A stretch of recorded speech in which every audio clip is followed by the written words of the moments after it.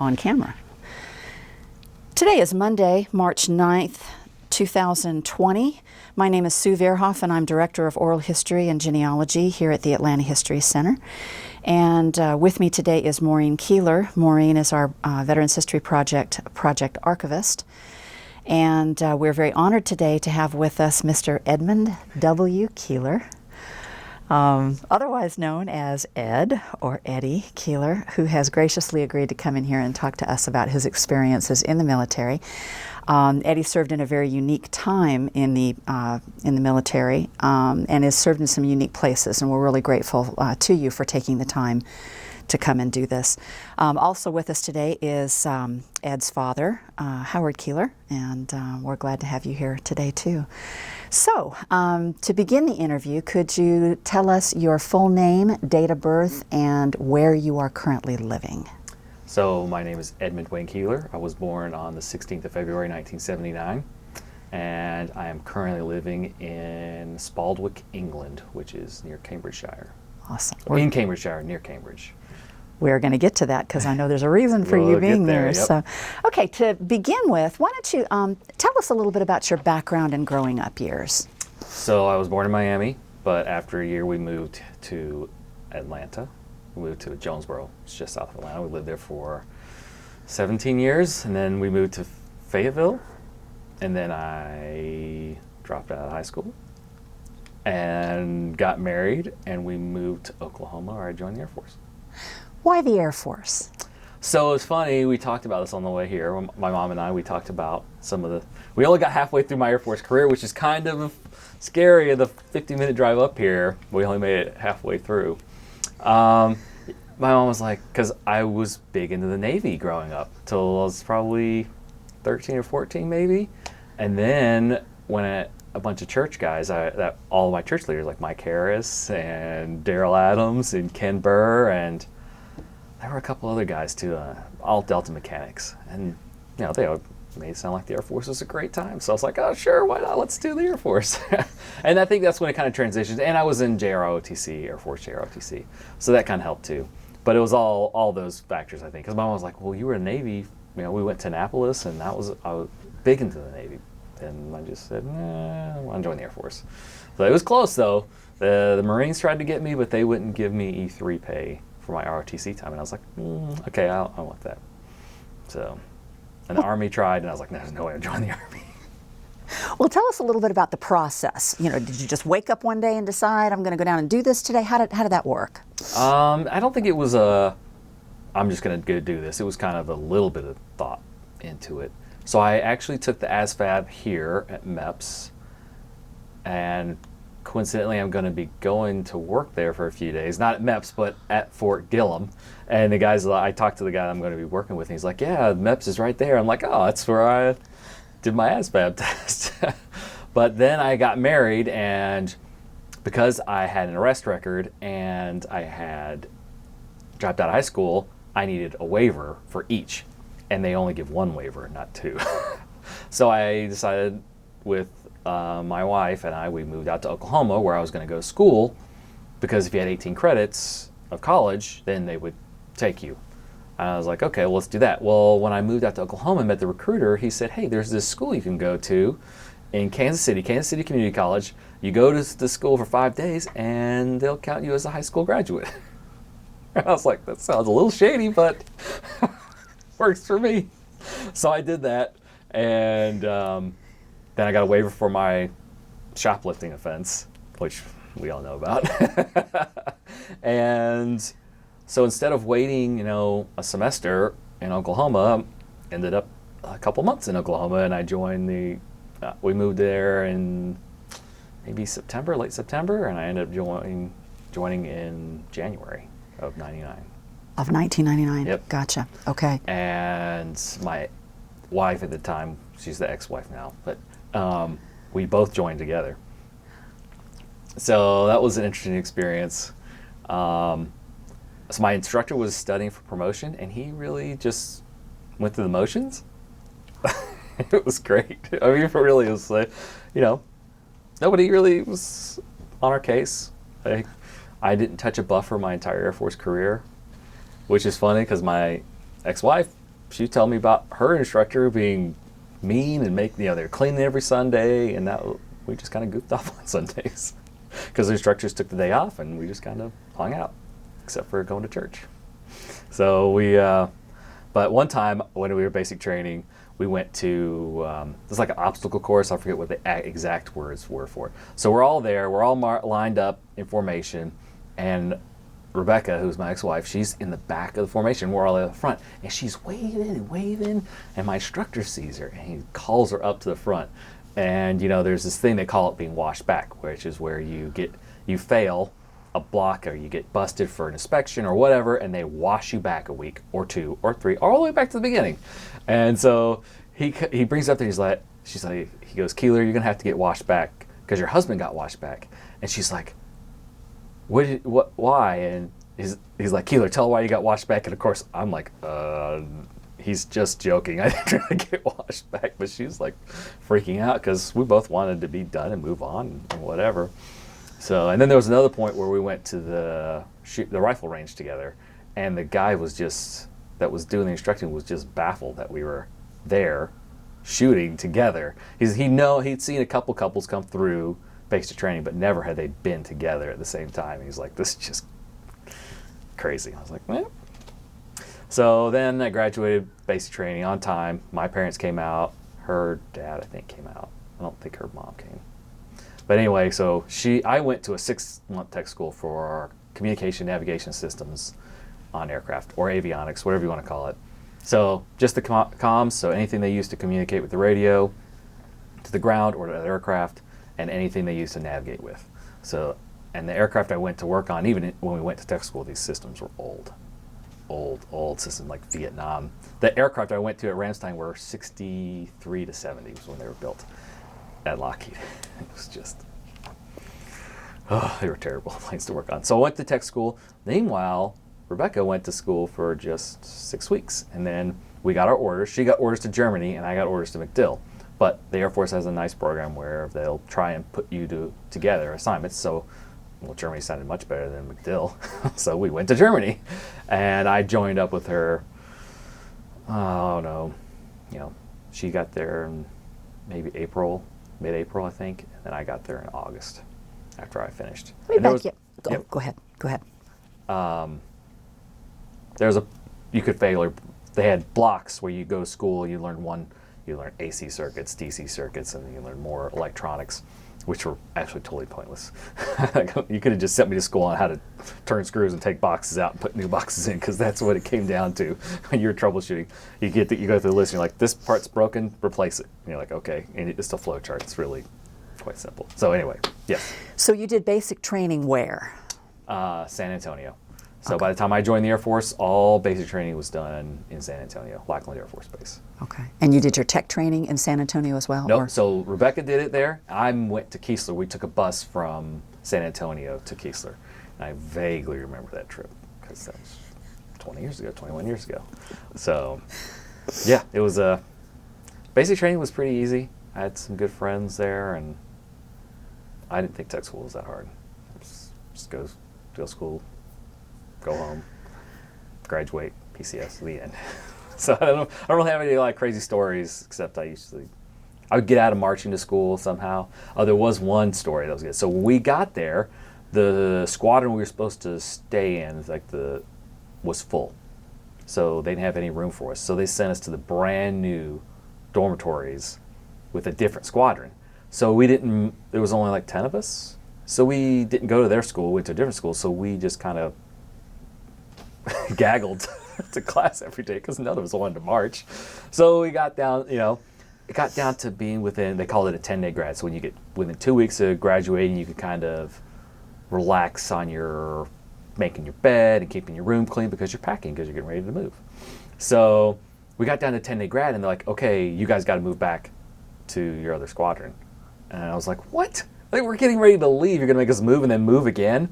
So we petitioned our captain and said, hey, this isn't really right. He's like, you're right. This is dumb. So he picked up the phone, called the other captain of the other place. He's like, hey, these guys aren't going to move because it's just, why? And so they were like, okay, just stay there. And we ended up not having to move, and we were pretty thrilled about it because nobody wanted to move from the nice new dorms, which had carpet. So that's another reason why I never touched a buffer to these crappy dorms that had nasty tile floors, like old elementary schools have this. So we really lucked out. A lot of people that I went to school with were just mad at us because we didn't have to go to that crappy dorm. So that was basic training at tech school, which nothing really too remarkable. Well, tell us about your first experiences in Germany, your first impressions, what your duty was like there. So when I first got there, it was pretty nice weather. We had a nice house, nice cars. We were married, and they called us dinks, dual income, no kids. So it was pretty good for a while. She had some really weird hours, so she was on the, I don't know how to say this, but she was on the SWAT team, which consisted of cleaning out aircraft. And I'll let you think what the S stands for, but basically blank water and trash. So they would clean the aircraft. They were also responsible for passenger terminal and freight and anything that had to do with air terminal, basically, they were in charge of. So they had to work weird hours, shift hours and stuff. Well, meanwhile, I was a mechanic, and we weren't really allowed to fly aircraft at night because of noise ordinances at night. So even running engines, we weren't allowed to do past like 10 o'clock at night, I think. So we had people work night shift and stuff, but that was just to work on the planes and fix them so they could fly the next day. So it was like, I never really had crazy long hours until September 11th. Then that was a whole other story, but I'll get to that. Well, what year? I should ask you that. What year did you get to Germany? 99. So 99. I think the very end of July 99, I made it out there. And were you at Ramstein? Yep, Ramstein Okay. Air Base. So they had 19 C-130s that I worked on there, and these planes were so old. I can remember working out there in the freezing cold. So we had these, literally they had transistor tubes in them, and and I don't know why we had them. The navigators never used them, but somehow they would always break because they would do the checks. They would have to check all their systems, to make sure they're working. Like, nope, this is not working, and they never used it, but they would write it up broken, and then we had to go and fix it. And it's like, and to the back of the plane where all the transmitters are and stuff. And sitting there on the milk stool, which is what they use to support the ramp when it comes down, just putting the thing back together. We literally used to get it to tune, to reset it, you take the gear off, and then you take a screwdriver and short it out so the gear would rewind. And then you let go, cut the power, and put the gear back on and call it good.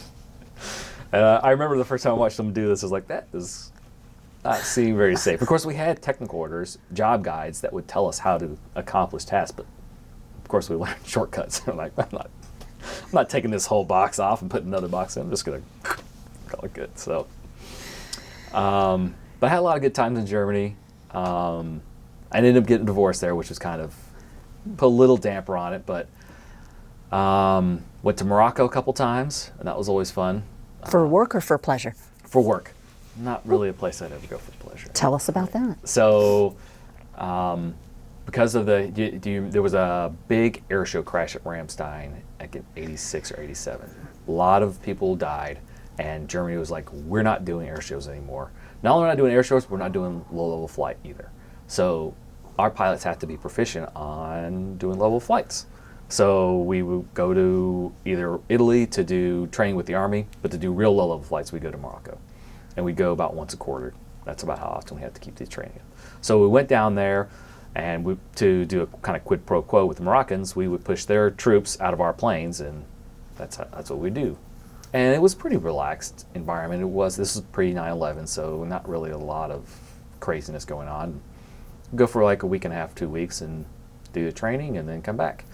But yeah, that was fun to go out there, and you had a lot of fun. You were with a squadron, your squadron, so you kind of knew the people you were with. It was kind of more enjoyable than, I'll talk about my last deployment, where it was just kind of me, basically working. Yeah. So we did Morocco, we did Italy, which is always fun. I was telling my mom I got on a plane that got struck by lightning. It was crazy. We were coming into Aviano, and there's a bunch of mountains on both sides, I want to say. But you had to come in kind of at a crazy angle, and we flew in through a thunderstorm and a bunch of crew members, and I was just like, it was nothing to me. We were just flying in and landed, and they're like, our plane got struck by lightning. I didn't even know. But because I work on the comm systems and the nav systems, they all have these antennas, and you have to inspect all the antennas for lightning damage, because the lightning will come out the antennas if it doesn't go out the way it's supposed to. So. And did it? Yeah, there was no problem. We didn't have to change any equipment or any instruments or anything like that.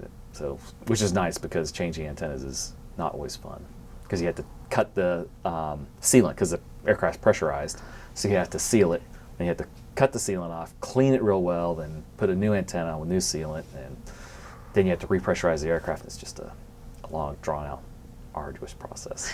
Do you feel like your training prepared you? I know you said you learned shortcuts along the way, but do you feel like your training prepared you for what you did in Germany? Yeah, I think so. Okay. For the most part, you do a lot. It's basically, when you go through tech school, it's just to get you the basics, and then you do a lot of on-the-job training when you get to your duty station, because there's so many different airframes out there. So mine was only heavies and bombers when I went through tech school. So I could have gone to any of those bases. And then you get there and you get real training on whatever airframe you're working on. So I think they did a good job. And then I do on-the-job training, which was real quick, because they want to get you up to speed, so that, because it relieves the pressure on the people who've been there for a while doing the job, to have other people that can also do the job. So, did you work on C-130s exclusively during your time there? I did, okay. The entire Air Force career. But I did work on specialized ones at DM, at Davis-Monthan, which I'll talk about. Okay. So Aviano was good times. And so then one of the times we were in Morocco was on September 11th. Now tell us all about that. So it was really crazy. So, I don't remember, it was like, 9:30 in the morning that happened. So this is 2 o'clock in the afternoon in Morocco. So I think I must have been working a mid-shift or something, because we woke up and we were going out to the local market, the souk. And we had a security forces contingent with us, I think consisted of 1 or 2 people. And it was really just the security forces to keep us out of harm's way. And they're like, we were sorry to go out. No, you can't leave the compound. We were on like a hotel, like the Europeans would go down to Morocco to vacation, and we were on one of the compounds, basically. Like, you can't leave because a plane just hit the towers. And I was like, a what? And this, just a few years earlier, they had bombed the World Trade Center in the basement of the car lot. So it was like, wow, this is crazy. And so we got up, went back to our room, turned the TV on, literally seconds before the second plane hit. And even to this day, I still get goosebumps talking about it, because it was just like, we turned the TV on and the second plane hit, and it was like, wow. And then we watched the whole thing on the TV, and there's nothing, and we knew from that second on that our lives were going to be crazy. And they talked about packing us up and shipping us to Italy so that we could go and then support combat operations in Afghanistan, basically flying in troops, cargo, whatever. But that ended up not happening. We went back to Ramstein, but immediately, because Morocco's 90% Muslim. And like, it's time to pack up and leave. Not that we weren't really worried about anything happening, but there's that chance, just like anything. So packed up. I want to say we left maybe the next day or the day after. It was a little bit of time, because we wanted to figure out what was going on. Then we headed back to Germany, and we ended up just supporting operations from Ramstein. But we worked 24/7, and we never shut down. I worked 12-hour days, 7 days a week, and we were just cranking, ferrying troops, cargo, whatever, bouncing. I don't think we ever went to Afghanistan from there, but we did do a lot of transferring, ferrying, working hard. Thankfully, I did have some friends get selected for gate guard duty, because we ramped up, close the week. We went from almost looking at your tags on your license plate, because we had American tags, and just waving you through, to, nope, I need to see all identifications for anybody in the vehicle. And, oh yeah, you don't look suspicious, but we're inspecting every 4th vehicle or whatever. So now you've gone from having maybe a limited number of gate guards that you're needing several. So my buddy, he got picked up for it, and I was so glad. I had moved from working on the flight line to doing forms, basically. So the pilots come back, and you have to log flight hours and log any errors, anything they write up. You have to put it into this computer system so they can get farmed out to whatever shop has to go out and fix it stuff. So I was doing that. So like, we only have 3 of you, and we need you to work this.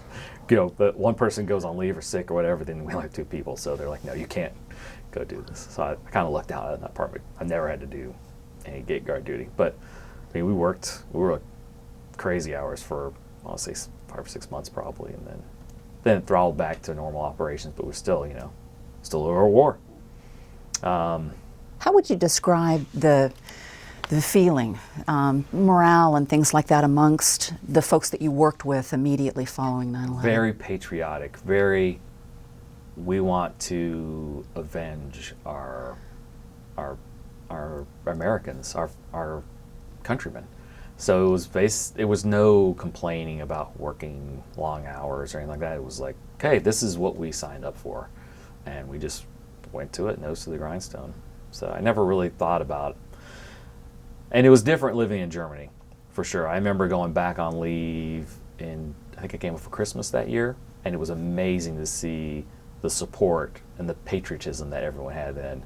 I mean, it was always there before I joined, but when I got back after September 11th, it was like people were gung ho, America's awesome, support our troops and stuff like that. So it was always pretty cool. What was I going to say after that? So yeah, September 11th, and then so we stopped going to Morocco, but the pilots still needed to do their low-level flight training, so we ended up going to England.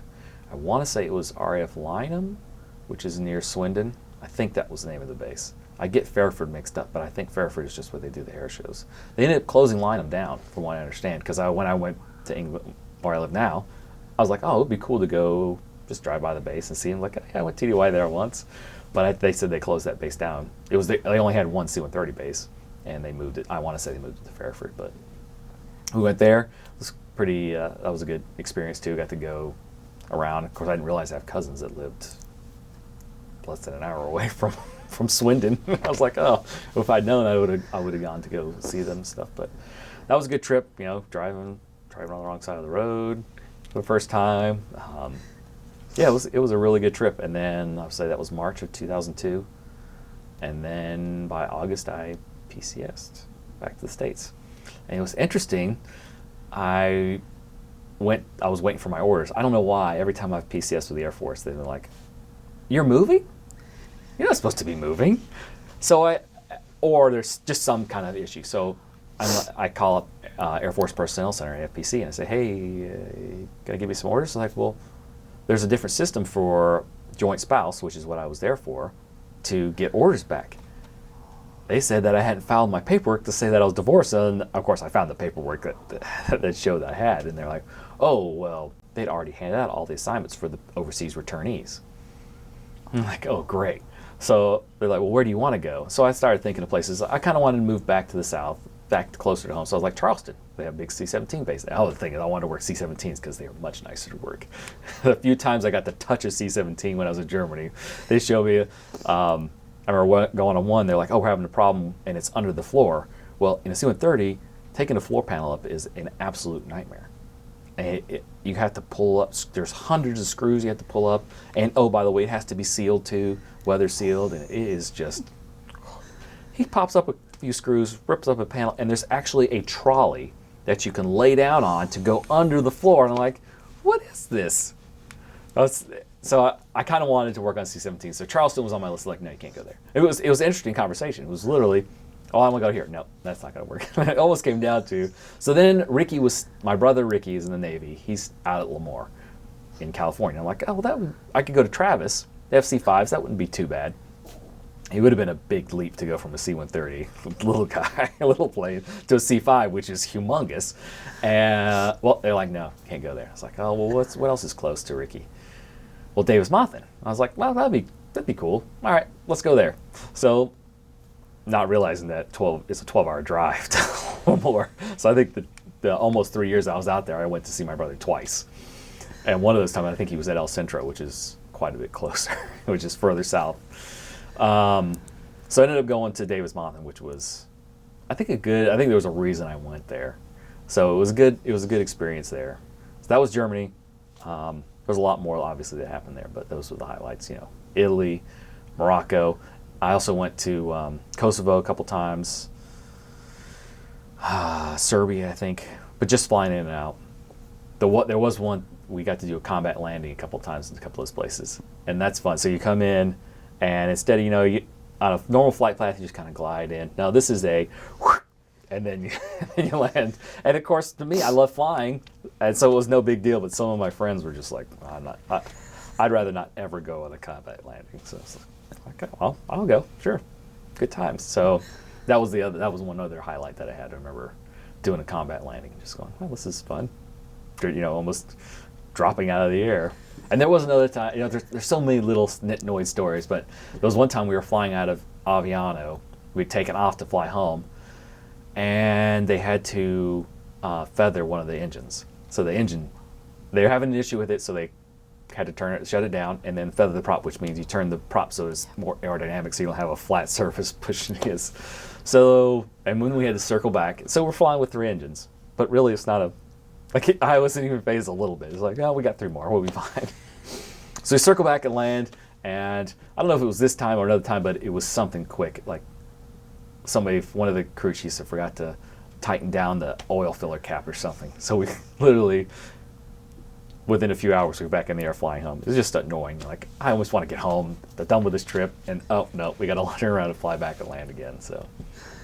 And the other cool thing about Aviano was they had F-16s there. We got to see them take off full afterburner at night. And it's just like, cute. I mean, the tail is just twice the length of the airframe. The F-16, you're like, man, pretty impressive stuff. So that was Germany. Then I got orders to Davis Monthan, and I was pretty excited. It was interesting, though. They sent me to a squadron that was closing down. So I call up the unit. It was the 42nd Airborne Command Post. So they had an airborne command post on a C-130, and they were saying, the guy called my sponsor, he's like, we're shutting down, you're not coming here. I'm like, well, what?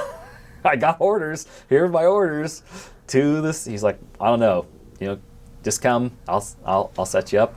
So I ended up going to another squadron, the 41st. So there's 41st, 42nd, and 43rd. The 42nd and 43rd, or 41st and 43rd were electronic combat squadrons. So basically they provided jamming to enemy SAM systems. So I ended up going to the 41st. I get there, I'm really doing well. I signed up for school because I wanted to get my degree. I'm doing well in that. I'm really hitting physical fitness hard, and I feel like I'm going to church regularly. Got those 3 areas of life: physical, emotional, spiritual, and educational. I'm getting all these out, and then when you PCS, you have a 90-day window where you're non-deployable. And I'm not kidding you, on day 91, they were like, go to Qatar. And I'm like, I'm halfway through a semester of school where I've taken 2 classes, and man, I was just so ticked about it. And I ended up moving out of my apartment, put all my stuff in storage because they're going to pay me housing allowance. I was like, well, I might as well just make a bunch of money off that and put my stuff in storage. So I ended up going on my first deployment, and about 23 at the time, I think. This is 2002. And I'm not too nervous I'm going to a Qatar, whatever you want to call it, Doha. So we went to the international airfield there, so we didn't actually go to Al Udeid, which is the other base that's there, the big base that's there. I'm not really nervous. There's not really a lot of threats in that area. In fact, we're allowed to go off base and go downtown and stuff like that, so it wasn't a huge deal. But I remember we had both the squadrons went, the 41st and the 43rd, and there was one of the planes there. They said, when this plane goes, now the major, who's the director of operations for maintenance, he's like, when that plane goes, I can't tell you what it does, but when that plane goes up, that's when the war is going off. So that plane literally, we got there, I remember, we got there Thanksgiving Day. And I don't remember who said it, was like, hey, you guys are here just in time for Thanksgiving dinner. I was like, what did he do? I was like, it was not a good Thanksgiving dinner at all. But it was just funny. So we got there Thanksgiving Day, and I don't think they kicked off till March. So that plane just sat there on the tarmac. We go out there, run up the engines a little bit, make sure everything was working, and then lock it up for a couple of days and go out there and do it again. So that was, but sure enough, that plane took off, and what they called it, the shock and awe, was that night. Went in it. So I'm sure it had something to do with jamming, whatever. I don't know. Still to this day, I don't know what it does. It frustrates me. I think I took some time to kind of figure out what it did, but never did figure it out. So that was my first deployment. It was a good time. I made some good friends. There was four of us. So I was comm nav. There was a hydraulics troop. There was an electronics troop, and there was a guy who worked logistics, so ordering parts and stuff like that. So the four of us, they call us the gang because we were literally like, we go to the gym together, we go to mess to eat meals together, and whatever. And oh man, it was something else. They call us the gang because we just, literally, I think we all stayed the whole. So after about 3 months they started cycling people out, but I decided, well, I moved out of my apartment, I might as well just stay till they kick me out. So I ended up staying for another till May. So we got there Thanksgiving, and I think I stayed till maybe May. Sounds about right. It was less than 6 months. So had a great time. Made it. I'm still good friends with all three of them. We chat every once in a while. In fact, I ran into one guy a couple years ago and went out to Utah. He was at Hill. He was stationed at Hill. This is 2002, and this is probably went up there in 2016 or 17 maybe. So it was cool to see him. I think he just retired from the Air Force, like maybe 2 years ago, something like that. So cool to go catch up with him and stuff. So that was my first deployment. Any other impressions of Doha, of the country or the people? You're either disgusting rich or disgusting poor. There is no middle class, and it's almost like I remember they had a lot of third country nationals. That's what we had. They came and cleaned the base, and they weren't even Qataris. They were like Pakistanis or Indians, or I don't know if they were Indians, but a lot of other countries that just sent their poorest people to go make money to send back to their country to support their family. It was like, at 23, it was really eye-opening for me. I even to go back to Morocco, that was another place, because it was a very similar kind of situation. It was just, I remember I wrote my siblings a postcard from Morocco, and I was like, you guys, we weren't well off growing up. I know that now, but we had it made compared to what some of these people in these countries live in. We didn't have a clue. And I wrote the postcard. I think they still have it. I know when they lived in the old house, they had it up, and it was like, well, I guess it's not still living, but but I remember they had it up. I remember seeing it. I was like, yeah, man, it was unreal. And we would drive, because I went downtown a few times. Because they would let us go off base till the war went off, and then they were like, nope, you could travel. Because I want to say we had church on. There was a guy there. He was a comptroller. He was a tech sergeant. He was a member of the church, and we had church there for a little bit. There's only like 5 of us, but there was a bigger contingent of Mormons on Al Udeid. So we would drive from the airfield to Al Udeid, and I want to say it was like maybe 45 minutes or so. We could do that trip. That was the only trip they would let us do. And he was fortunate because he was literally handling millions of dollars going to the bank. And he said he would go to the bank, and these guys would treat him like he was a millionaire, because he's making these transactions on behalf of the United States government with millions of dollars. So they treated him, of course, and they would offer him alcohol and stuff. He's like, but it was like they would treat him like a millionaire. But we make that trip to Al Udeid every once in a while. But it got to the point where we were just so busy working that we never had the chance to go out there anymore. But yeah, that's the biggest thing is just the disparity between being really rich or really poor. You could go downtown and just see these really fancy malls, and then you drive through these shanties, and it was just like, it was really eye-opening. Morocco and Qatar were both really eye-opening for me, just as far as how well a U.S. citizen really has it, and as terms of opportunities and stuff like that. So there are a lot of other fun things. I remember we had our production supervisor. He was a master sergeant, and I think he joined in the early 80s, and he never really went to war, and this was his first time, and he's like, this is probably your only time you'll ever serve in war, which of course I don't think he really knew. I don't think he realized. I think he was kind of, we're gonna do this, this is Iraq. This is in Afghanistan. He's like, we're going to take out Saddam Hussein, and we're going to be done. And of course, we all know the quagmire that turned into. But there was one time we had this master sergeant. So somebody went through all the MREs. I don't know how many cases it was, but they took all the good stuff out of them, all the candies, all the good meals. Because there was, chili mac is like the best. At least back then it was the best. I don't know today. I know they have new ones and stuff, but chili mac with a little bit of hot sauce, or the jalapeno cheese with crackers. These are all the good stuff. So anyway, this lieutenant who'd been prior enlisted, he was a master sergeant, E7.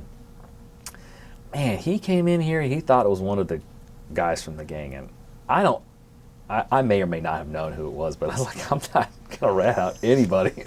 But he hammered on. He woke me up in the middle of the night. I'm like, are you really waking me up in the middle of my sleep to talk about somebody stealing some candy out of a freaking MRE that no one's ever going to eat because we had a decent chow hall? And it was that guy. You either have, at least in my experience, prior enlisted, you either have good officers that were prior enlisted, or you have completely, the power goes to their head. I don't know what it is, but I'm like, dude, you're just a first lieutenant. Okay, simmer down. But I don't think it ever came to light, and even to this day, I'm not sure I really knew who it was. But I was like, who cares? No one's gonna eat these. It was always, about the money, as far as buying all these MREs and people eating them and stuff. I'm like, but we had good times there. I'm trying to think if that was must have been the chip we had, a screen projector, or we had Xbox. I mean, this is so different. I look back on what people in Vietnam and World War II had to go through in World War I. We had a phone that we could make phone calls almost every day. I could call home.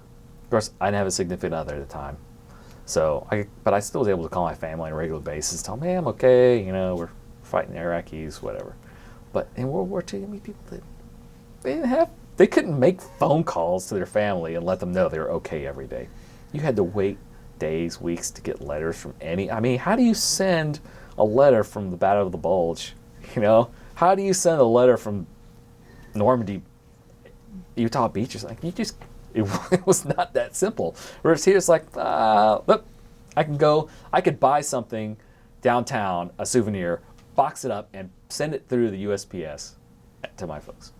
Just like that, and within a couple of weeks. But to me, that's the biggest thing for me, is like the communication from, even in the Gulf War, you couldn't do that. So that was some of the highlights. But yeah, it was a good, well, for the most part, it was a good experience. The downside was, you learn certain things about airframes.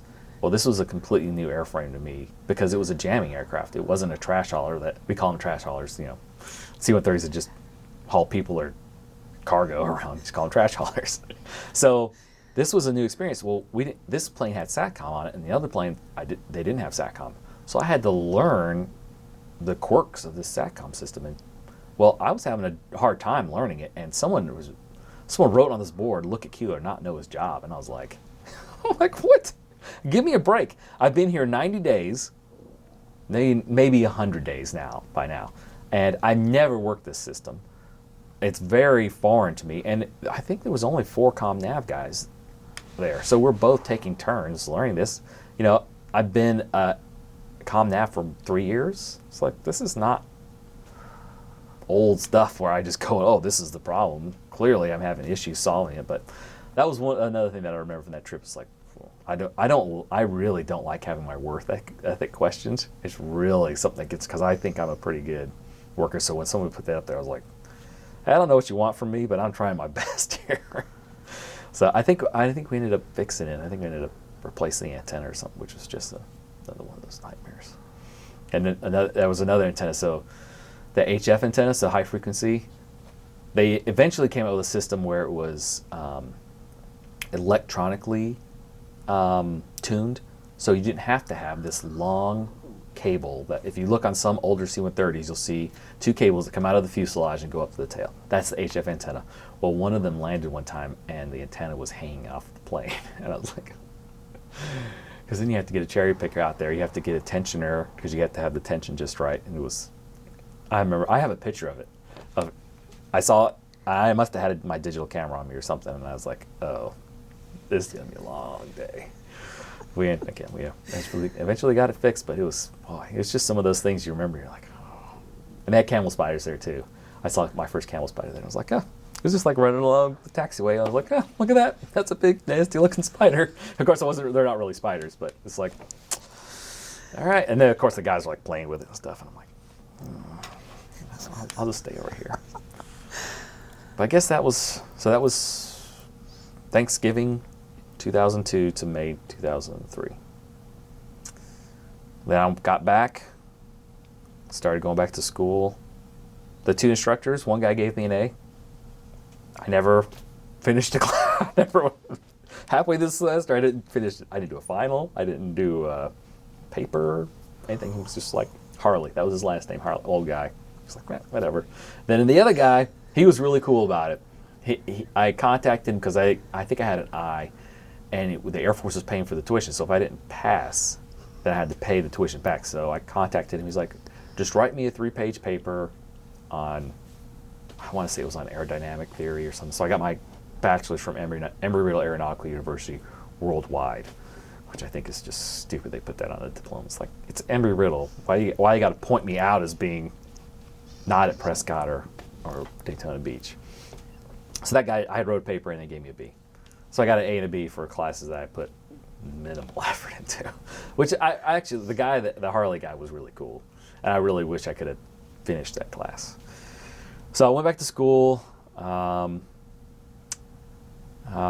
else? I think I took a few classes there. And then the gang was getting deployed again. This time we were going to support Afghanistan. So our planes could, at the unclassified level, could jam remote control IEDs. And so what they would do is we'd fly from Uzbekistan, which is just north of Afghanistan, and we fly along the routes that the troops are going to go travel the next day. And we would set off the frequency and we would blow up the IEDs. And if there was some poor jihadi there, sucks to be you. Guess you shouldn't have been putting that IED there, huh? So I wanted to go so bad. Oh, I wanted to go because all my friends were the gang was going. It's like, all right, the gang is back together again. Well, I don't know what the deal was. I don't remember, but they're like, no, we're sending a guy I work with. He used to call him Schmuckatelli, Private Schmuckatelli. So I don't remember the guy's name was, but I didn't like him for some reason. He was always kind of trying to get out of things, and so I ended up going on leave, coming back to Georgia from Arizona that summer. I don't remember what we did. Why was I coming back? I don't know. Came back, and I was on leave, and they're like, "Hey, Private Airman, I think it was Sergeant Schmuckatelli. He has some kind of medical condition, so he can't deploy." I'm like, shocking. Didn't see that one coming. So now, like, we need you to go.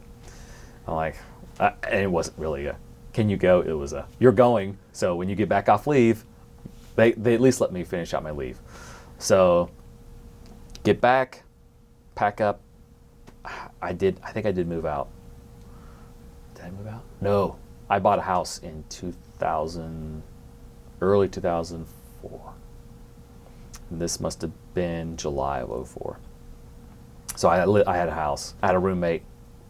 The same roommate that I had in Germany. So I guess I could plug that in because he played an important part in some of my experiences. So Jason, it was funny. We worked out together. We met at church in Germany, and he had to live on base because he was single. But because I got divorced and I was almost a senior airman, and the dorms were almost at capacity, they're like, "Well, you can still live off base." So I lived off base. So he didn't like living on base. So he ended up being my roommate where he lived for free because I was getting a housing allowance. So it was like, whatever, I don't care. And then we used his dorm room to shower after we went to the gym. Instead of having to use the gym showers, we went back to his dorm room. And we used to take the missionaries on. They'd get up early and we'd take them to the gym and work out in the mornings. So then he was my roommate in Arizona. He got out of the Air Force. And he was, he did physical security for nuclear weapons. Yeah, that was pretty pretty interesting. So he did that for a while. He did like ADT and stuff. It's like kind of a step down.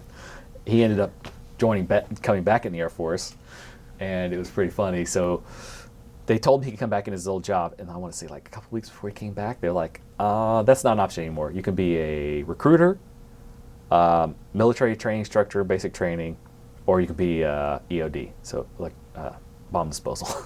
So he came back in as a recruiter.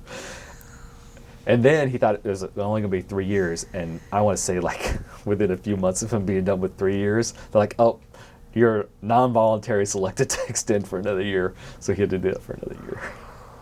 And he just retired too, And he works for Amazon. He was going to go out to Seattle, and then that contract didn't go, so he ended up living in Ohio.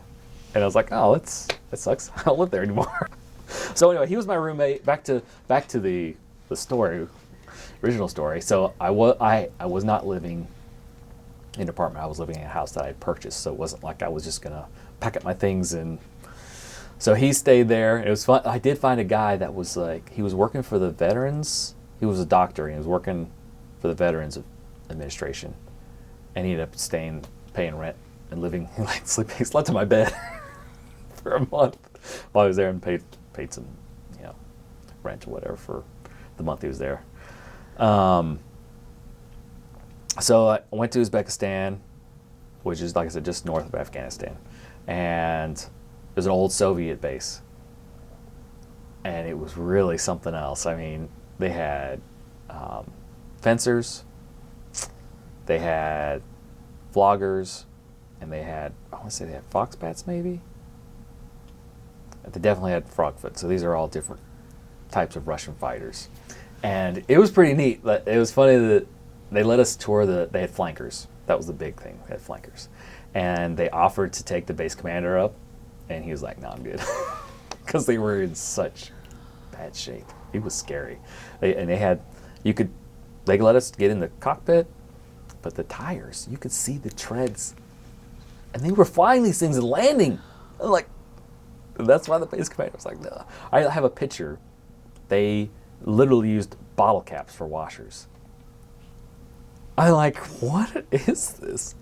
And I like, maybe it's not really a bottle cap, but it's undeniably a bottle cap that they have used and put a screw through into the airframe. Like, I don't know, maybe that hurts the aerodynamic capabilities. But it's like, I don't blame the base commander for not wanting to fly in it at all. So we were there for 3 months. I remember it was just me for a while. So to cover a 24-hour shift, it was just me. So they were a little lax on me, but one time I forgot to turn in a piece of equipment or something like that, and they came in there and woke me up, and he was this tech sergeant. I was a staff and he was a tech, so one rank difference, and he's laying into me, and I'm like, I don't know what your deal is, man, but I'm the only guy here that can work these systems. And it's a pretty big deal because some of the systems the aircraft can't fly without. Like, it literally grounds the aircraft. I'm the only person that can sign, because it takes 2 people to sign off. I'm the only person that can sign these problems off. So why are you waking me up to yell at me about this? You know where the equipment is. It's on the truck. It's not like I took it back and sold it to some Uzbekis or something. So that was an interesting trip. And then I had applied to train out of this career field into a new career field. And they pushed my retraining date back just so they could deploy me on this. So it's kind of frustrating. That was very frustrating. And then I've recently found out in the last few years that turns out there was like some chemical weapons that got accidentally spilled there, and there's some radiation issues there. And I'm like, oh, cool, I was there for 3 months. Sure, there won't be any issues.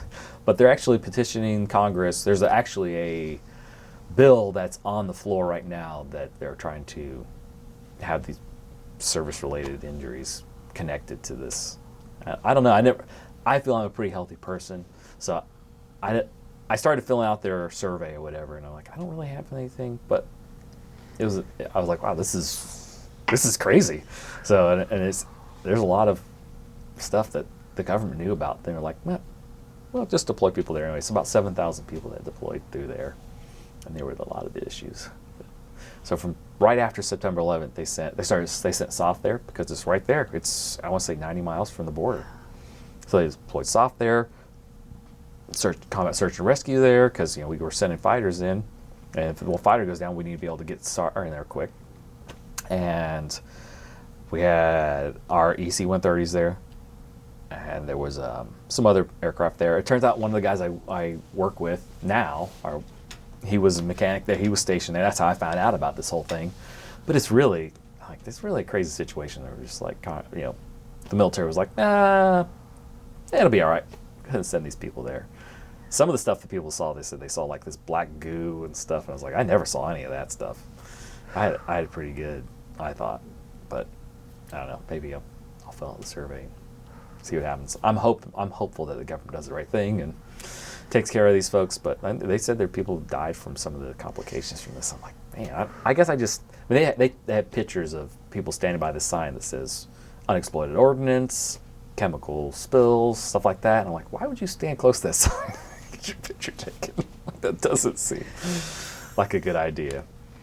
But they were planning on making this base more permanent. They were going to build some trailer park kind of Connex box housing for folks to be in. And then the Uzbeki government, I'm pretty sure they got some pressure from Russia or something. They kicked this out in 2000. Into 2005 maybe. I'm not really 100% sure because by then, that was the end of my avionics C-130 maintenance experience. So from 99 to 2005, I was the aircraft mechanic on C-130s. And then I was like, okay, I'm ready to move on. So December, I sold my house. I don't want to say it was probably after that, but I at least had a buyer. And then I went home for Christmas that year. So I drove from Arizona through Goodfellow Air Force Bases, which is where I went to retrain. I drove by it to go to Atlanta.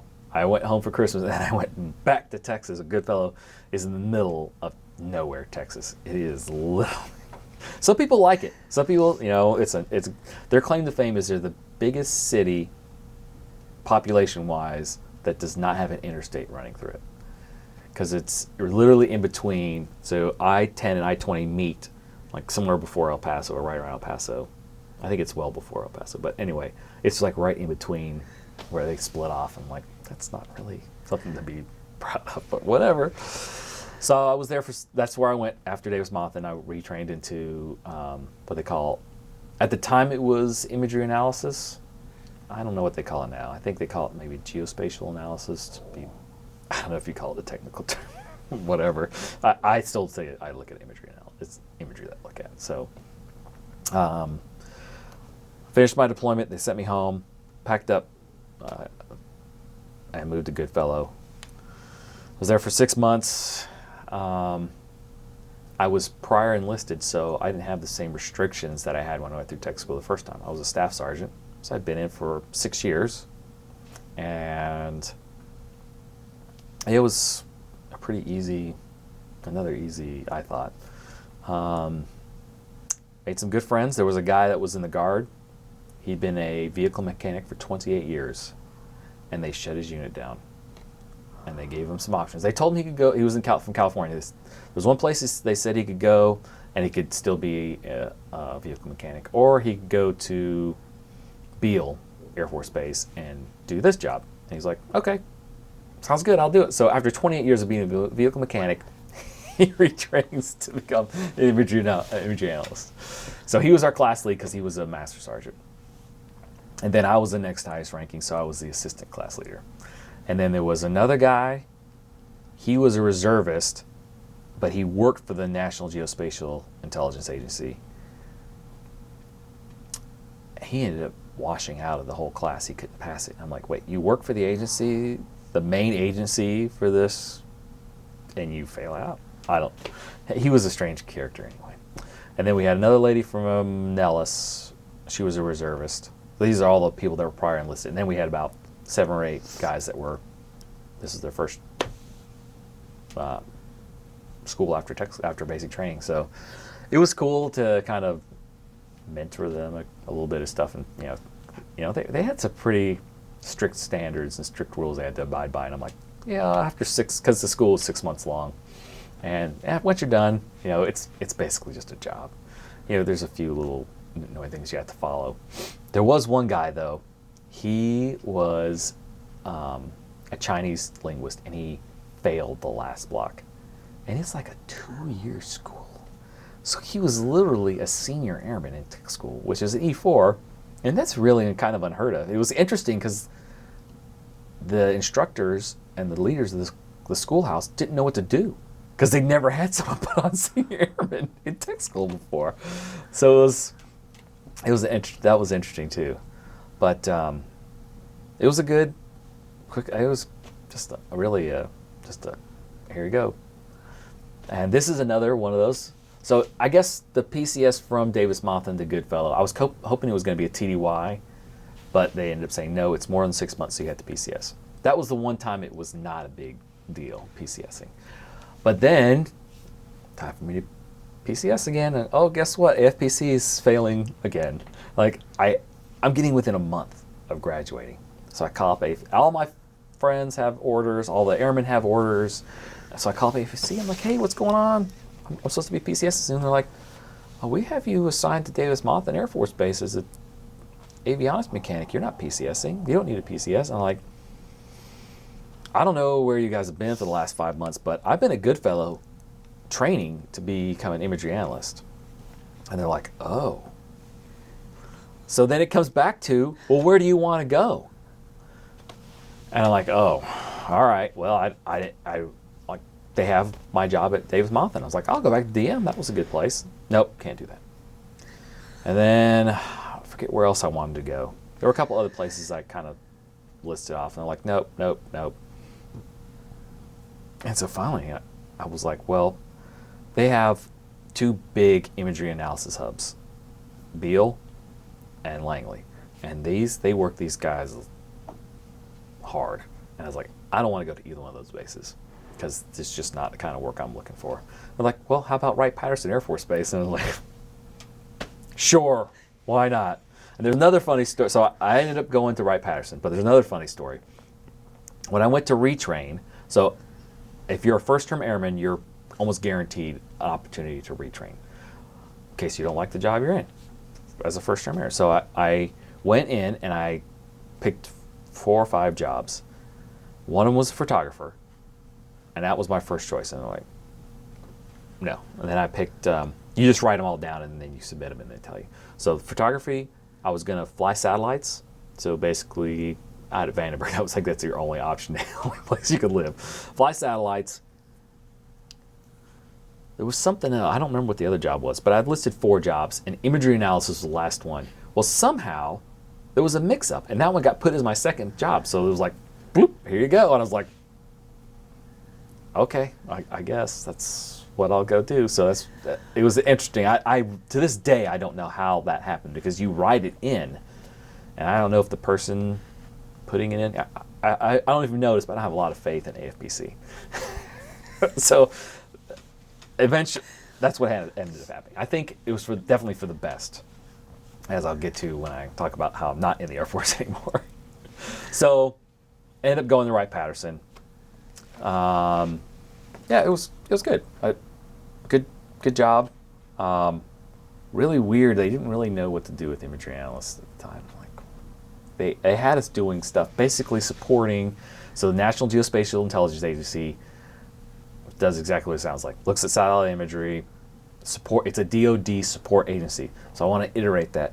It's under the Department of Defense, because I had a guy try and tell me later on in my career that it was a 3-letter agency. Its acronym is literally NGA, but it's National Geospatial Intelligence Agency, because they want to be on par with CIA and DIA and blah, blah, blah. It's like, no, you're not. If you want to do that, then you got to pull us out from under DOD, because DOD, Department of Defense, is a 3-letter agency. So get the right pat. Life's good. Got it pretty easy. And then Hurricane Katrina hits. And so we have a treaty called Open Skies. And basically we are allowed to overfly other countries and take pictures of their military. I believe, if I remember correctly, it spawned from Powers getting shot down, the U-2. I'm not 100%, but I think that's what I read about, is when they shot Gary Francis Powers down, which I don't know why the United States thought they could just fly over Russia. Hey, well, that's a good idea. So that's another thing that I do now, is I look at satellite imagery that are U-2. I also look at U-2 imagery that comes off the U-2 aircraft, but they still fly. So we have the Open Skies Treaty. Well, after Katrina hit, we started launching the Open Skies bird that we fly overseas over New Orleans to take pictures of the damage, which I don't really understand what the point of that was, but we needed people to exploit the imagery. And so we got pulled to exploit this imagery that was coming in. So they take off from Wright-Patterson, fly over to New Orleans, and then come back. Well, I had put in for leave to come down to Georgia to visit my family. Well, they thought I was on leave, but I decided to cancel it because the gas prices shot up to like $4 a gallon. I was like, I'm not paying $4 a gallon to drive my gas-guzzling Mustang down to Georgia for a weekend. So I ended up staying. But they thought I was on leave. I don't know if there was some kind of mix-up. And the person I'm pretty sure I called my supervisor and said, I'm not going. Well, then they put us on shift work. And my shift didn't start for a while. And so they didn't have me come in. I literally worked one 12-hour shift in like the week and a half. We were all working 12. So I don't remember how it happened, but I was like, hey, am I supposed to come in? They're like, no, we don't need you tonight. Because I was working nights. So all the day guys would do all the work, and I call them, hey, am I coming tonight? Nope. And they don't want you to come in during the day if you're going to be working at night. So, because they didn't have a workforce, so like, well, don't come in. So not work. So that went on for a little bit. It was interesting because they were using light tables because it was what we call wet film. So it's literal physical film. And it's interesting, I didn't even learn about wet film in tech school. We actually used computers. So this is 2005. So we used computers to exploit digital imagery. But these guys we had light tables, and we actually exploited. It was cool though, because we went to the National Museum of the United States Air Force in Dayton, and they had a light table in the museum. And I really got a kick out of it. I'm like, hey, look at that. There's a light table there. I'll never use one of those. And it was cool because they actually had like a little TV screen, but really they have like, if you look through a microscope to look at the film. So there was one other time, I forget what we were exploiting, but we were looking at some airfield maybe over Ukraine or something. What was that for?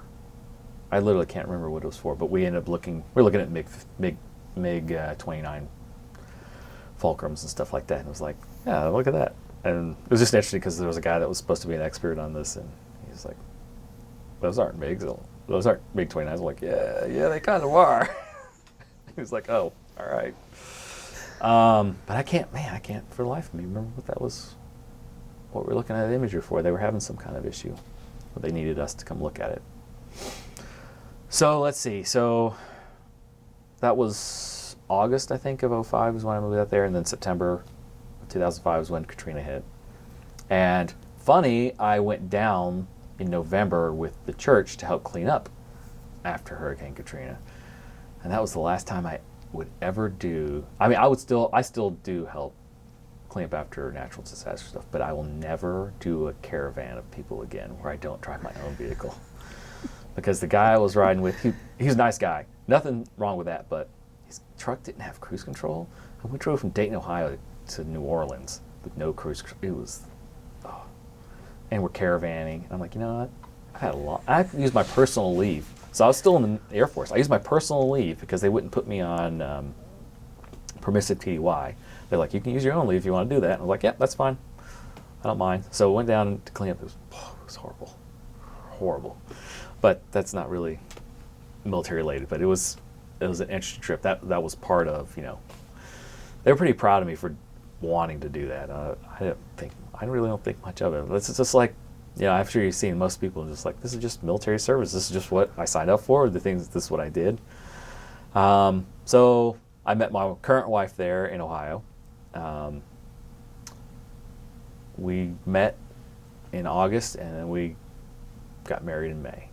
So not too long, but enough. And then the Air Force, Well, so the Air Force was offering bonuses to re-enlist in my career field. A nice bonus, $60,000 for 6 years. I'm like, that sounds like a good deal. Well, if you re-enlist while you're deployed to a combat zone, you get it tax-free. I was like, hey, honey, I know we've only been married for a few months, but how'd you feel about me deploying? My wife is non-materialistic at all. Money's not a big thing for her. She's like, I would really rather you not. So I decided not to. Well, then it went from, this might be good for us, to, oh, the Air Force is telling me to go, and now I have an option. So I ended up deploying in, I felt like they were trying to screw us on purpose on this trip. So my enlistment was supposed to run out in December of 2006. And I decided to re-enlist. And they ended up sending me to Camp Shelby for some Army training. Now, I know that I'm going to support Joint Special Operations Command.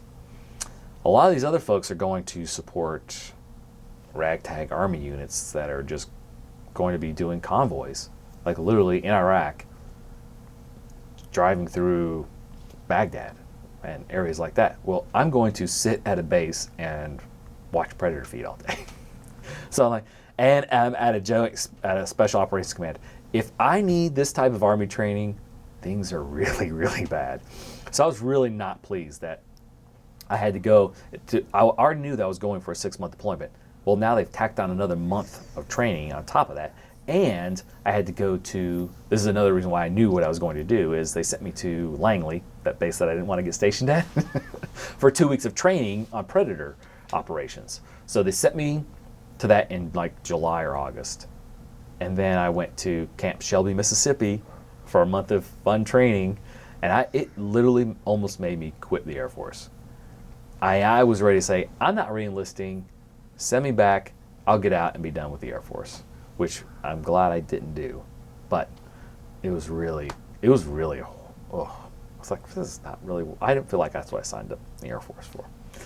So I finished the training, and part of the problem is that we had this Chief Master Sergeant who was trying to show that the Air Force was just as good as the Army. And it was really, really frustrating. Like, you don't need to do this. So I ended up finishing that, and then we went to Fort Bragg for some more training. So this 6-month deployment turned out to be more like 8 or 9 months. And did I mention I got married at the end of May? And July training. Now, Lisa went with me for that. And she also, I don't think she met me at any point when we were at Shelby, because we were living in barracks, like 20, 30 man barracks on Camp Shelby. So we never left the base. We were there the whole time, working 24/7 basically. So then we went to Fort Bragg. Lisa drove out there to meet me there because I was much more relaxed. We could, whatever. Well, when you go to a combat zone, that whole month, even if you land there at 11:59 on the last day of the month, that whole month is considered, you don't pay taxes on your income, your military income, and you also get hazardous duty pay and all this stuff. We literally left. We were supposed to leave like October 30th. Well, something happened, and we didn't end up getting there till November 1st. And that was just a little suspicious to me. And they're like, whether it's true or not, of course, this is 15 years ago, so whatever. But ended up going to Iraq, went to Balad for a few months. They called it Mortarville.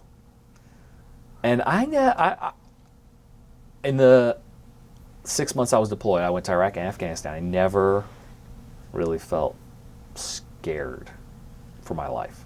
I never felt like that. I remember one time we got mortared, and the alarms are going off, and I come outside and I'm like, what is going on?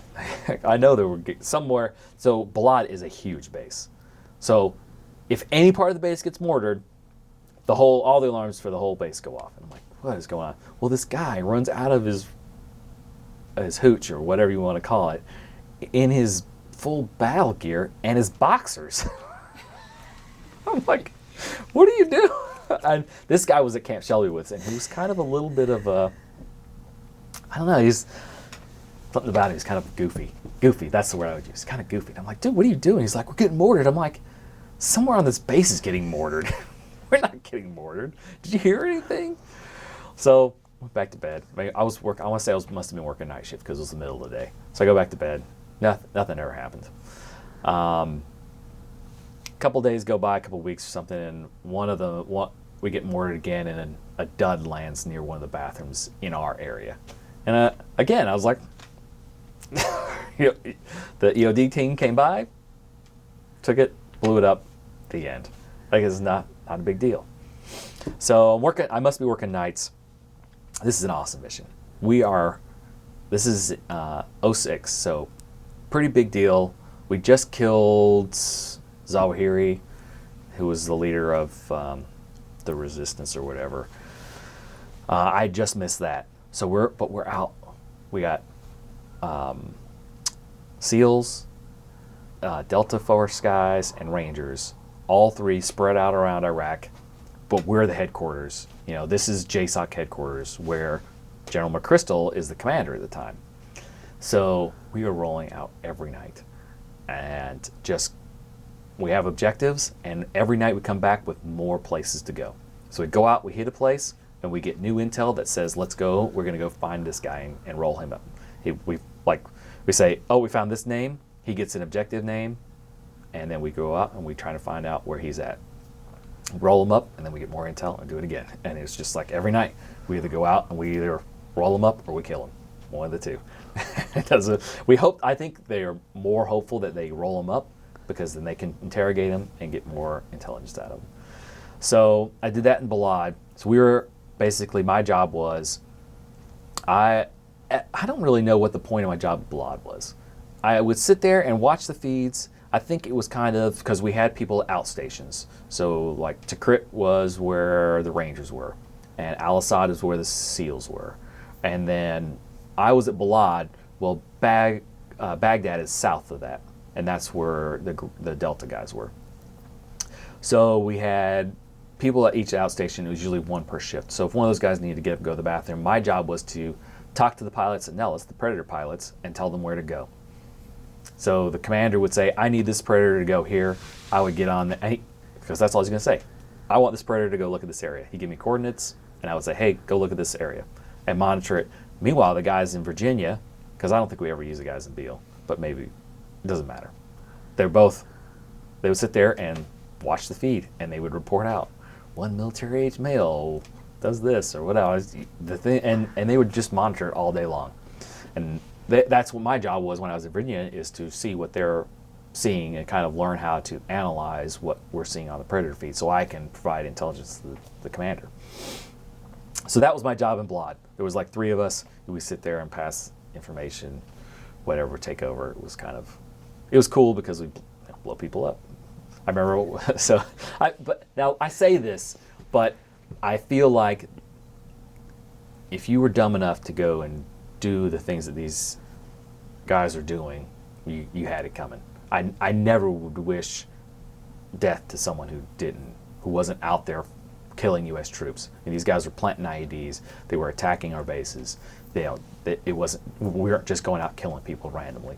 I never ever saw any of that. One time we dropped 3 500-pound bombs, and they were all 3 duds. And one of them skipped on the ground and went through someone's house, and we had to go and recover those munitions because we didn't want them taking them. So we had to send out guys to go recover these munitions and blow them up so they don't get picked up by Iraqis and used against us. And it was just like, and then another time we were watching this, it was kind of sad. So we watched a guy get beheaded. And again, I don't know. I talked to a guy in England he's the same job, and it really affected him. But for me, I don't know what it is. It was sad to see. It was horrible that happened. But it was like, this is what kind of country they're in. I mean, there was nothing we could do about it. We just had to watch it on the feed because we couldn't send guys out because we're not going to risk our troops to go save this Iraqi person. And I honestly don't even remember I don't even remember, and I probably couldn't talk about it if I did remember about what was actually going on in that one instant. But that's just some of the things that I saw. This is in Iraq. So I got there, November, and before Christmas, maybe a little after Christmas, they sent me up to work with the Rangers. So now instead of sitting there kind of just dilly-dallying around, being a babysitter, basically, I think is what kind of the job was. And now I'm working for the commander, but I'm working during the day, which is nothing's going on. Basically, let's say we hit a target, and we're monitoring the target for anything else that comes out.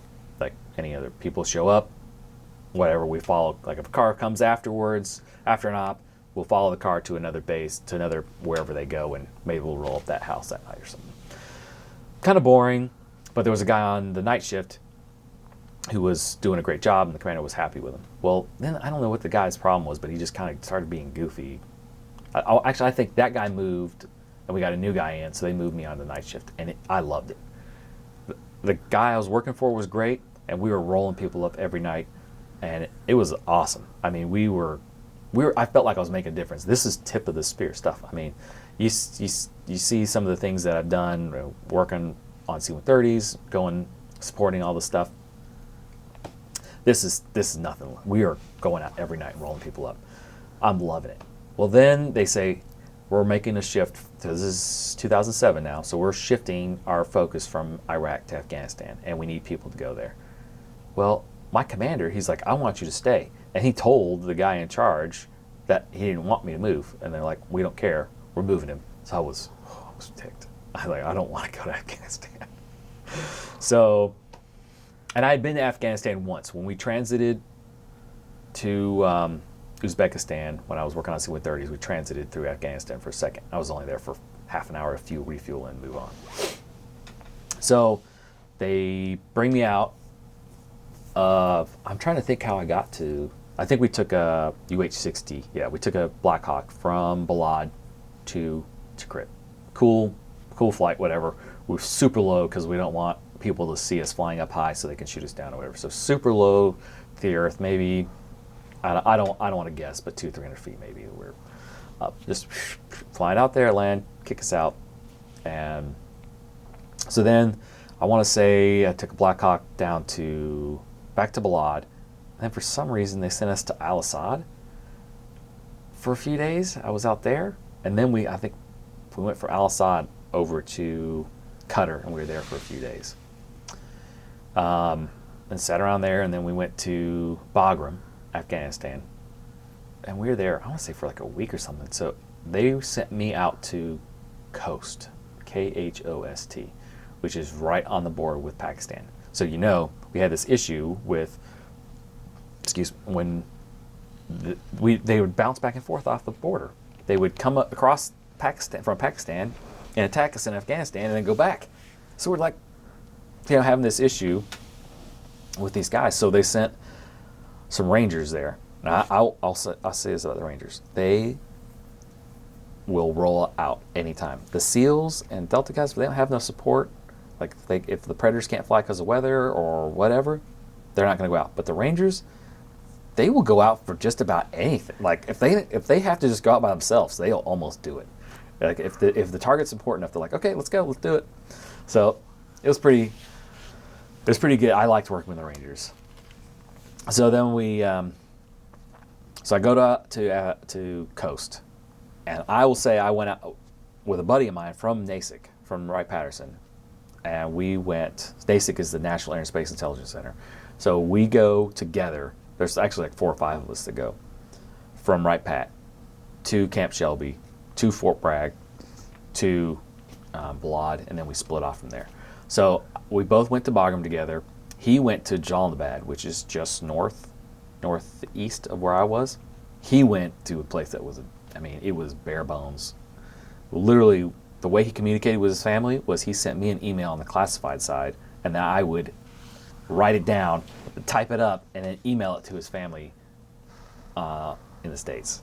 And that's how it worked. I still had email, and there was a guy that had a Inmarsat phone. So I could just, I called Lisa almost every day. The only times we couldn't call was when we had blackouts if someone was killed. They cut the phone lines, the internet, so that the family could be notified first before some other Joe Schmuckatelli, spilled the beans on the internet or whatever. But yeah, I never had a problem calling calling back to the States, talk to my wife almost daily, just let her know I'm alive and whatever. So I'm there in Bagram first, and so but they got these extra people they don't really know what to do with. So we're just kind of sitting around babysitting again, and we don't roll out people at all. They had this skull and crossbones, the Jolly Roger flag or whatever, and there's a bunch of Navy guys. I don't have any problem. I worked with all the branches. I really enjoy inner branch kind of, jabbing or whatever, and I like to work with the Navy guys.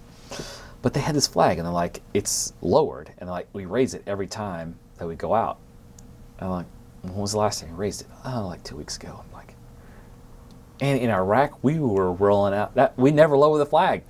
We were always going out. If it wasn't us, it was the guys, like the guys in Baghdad would roll out during the day, and they would roll people up in MD-500 helicopters, which are little guys, and they would literally take guys out. Like if these were high threat guys, they would roll out with machine guns and blow up their cars basically and shoot them up. And this is like my first real, like, I've seen people getting killed and dead people. Like they show the roll-ups and it's pretty graphic, and I'm like, man, this is, I eventually got to the point where I just don't want to see this anymore. Like, unless I have to. If I'm watching the feed, I have to see it. But the roll-ups, they basically do a mission roll-up of people that were killed or whatever, and I'm like, I'm not watching this stuff anymore. It's just too gruesome. It's not really pertinent to what I'm doing.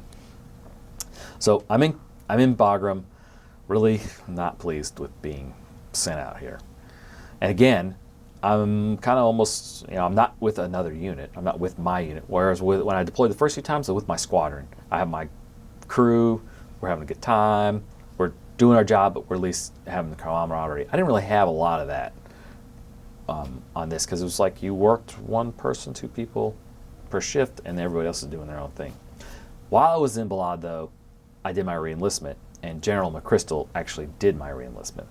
I started to glaze to kind of blow right over that. But it was really an amazing experience. So you fill out a form, and if they think that you're good enough, that you're a good enough person to have the general do this, then he'll do it, because he's super busy. He's a 3-star general running a command, and they're not going to take time out of his schedule just to do it for anybody that's just coming along.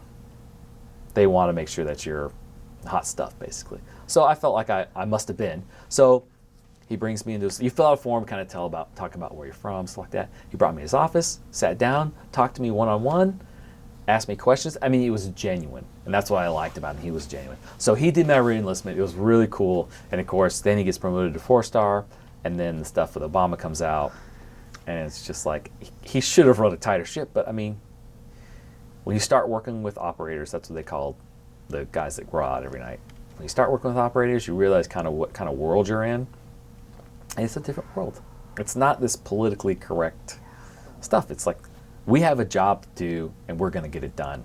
And then we're going to work hard, but we're going to play hard. And I think that's where, just from what I've heard and read and stuff like that, if you read the Rolling Stone article, you can see what happened. And he just kind of let his guys get a little too loosey-goosey, and fortunately he had to resign. And I personally thought he was a great leader, but I know he had some other issues too. But so he did my reenlistment. I reenlisted tax-free, and by now I'm 26. I've learned that I can't just. I've learned a lot about spending money, so I end up investing most of it, and to this day I don't think I spent very much of it all. He's either went into paying for a house, or it's in a stock market or something, a mutual fund. So anyway, that was Balad. Then I go out to Afghanistan. I'm in Bagram, and they finally said, okay, we're sending you to coast. And they sent us on a C-130 to a gravel landing strip. This is the first for me. I've never, working on C-130s for 6 years, I've always landed on hard tarmac. It really wasn't a bad landing at all. C-130s are built to land on unimproved dirt runways, so a gravel runway wasn't too bad. It was funny. I'd been in the career field for less than a year, so I still kind of had a lot of. I was like, man, I feel sorry for when they, because you can hear the rocks ting ting ting ting. Like, oh man, those guys are really gonna hate. If it hits an antenna, they gotta replace the antenna, and I'm like, oh, that's really gonna suck for them. So we landed there, no issue. Oh, there was one point I got to fly on a CH-53 too. Or no, not a 53, a 47 Chinook. We flew on that from someplace in Iraq. We flew from one place to the other. And my buddy got to fly in the ramp, on the ramp. So they hooked him in and he just sat there. I want to say it was the middle of the night, so it's not like they saw a lot, but he got to sit in the ramp of a Chinook crossing the Iraq desert. Well, it's got to count for something. So, so he, and like I said, that was the same guy that came from all the way from Wright Pat. He's going to Jalalabad. I think they must have flown him by helicopter. They flew me by Su-130. Landed, I get there, and yeah, it was a long 2 or 3 months that I was there. Things take a lot longer to get there than if I were at Balad or Bagram because it's a big hub. So they got planes flying out. They don't fly planes. They don't fly in and out of gravel runways very often. So most of our stuff would come by helicopter. So I'm there. We roll up some guys. It's not very exciting. They built some new buildings there, and they were hardened. So if we were attacked, we didn't have to leave there. We stayed there, keep operating. But we got attacked a lot more there, and it was not a big base. I don't know if it was a old Afghani Russian base or what, but it was not big, and it was much easier it was kind of in a valley, so it was easy for the Afghanis to kind of launch whatever they wanted in. So I remember one time it's maybe 100 yards or so, a mortar came in or something, a rocket, and it hit some Humvees that were not too far. But again, like I said earlier, it didn't really faze me. I was like, I'm still alive, so I'm good. But it was cool because we can, like when they do mortars, we can reverse trajectory and figure out where that. So we always get to. They had what's called the HIMARS system. It's a multiple. I think it's a rocket launcher system basically, but they're guided rockets. So it's not like we're just. So we would generally, it's never a good idea to attack an American military, but I don't know what they were thinking. So that was one time. There was another. I did have some good friends there, so it wasn't a total like horrible long deployment. So I want to say I got there in February and I left in May. I had some really good friends there. Some guys that were the PSYOP folks. So they would go out with the guys when they would go out on missions, and said not near as often as when I was in Iraq.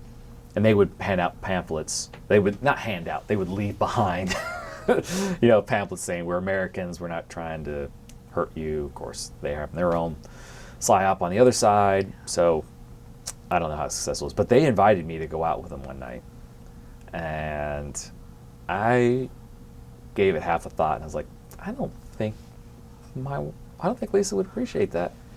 I mean, if something were to happen, and that was another thing I found. So Tikrit was the best time I was there, but there was a guy that was killed while I was there, and that was probably one of the things that hit me the most because he was my age. He graduated from a decent school, let's say like University of Kentucky, a really, I wish I could remember what school it was. So anyway, it was a typical mission, going out, their striker hit an IED, and a piece of shrapnel hit his jugular, and he bled out. I mean, they tried to save him, and it just didn't happen. And it really, out of all the things that I've seen, that one hit the most. Because the kid was my age. And he turned down. I still have his name, and I still, thankfully, every year on the day he was killed, I think about him, and I read about his bio and stuff. And he turned down a good job with a high-level financial firm to be a ranger and to go out there and do these things. And it was just like that. And so this happened in February, and I thought about it, and I was like, I'm like, no. But as far as going out with these guys in maybe April or something, I was like, no, I don't think I will. I think I'll stay here. So didn't end up going out, thank goodness. But I did have some other experiences there that are just not good. Like the Air Force had come out with PT gear. They didn't have PT gear before, and all my other deployments I could just kind of wear whatever I wanted now when I wasn't on duty. Well, now they come out, you're going to be in uniform 24 hours a day. That was a hard adjustment for me. I don't know why, but I just didn't like wearing the Air Force PT gear because just come out, and you know how they are with first time any uniforms. They were just junk.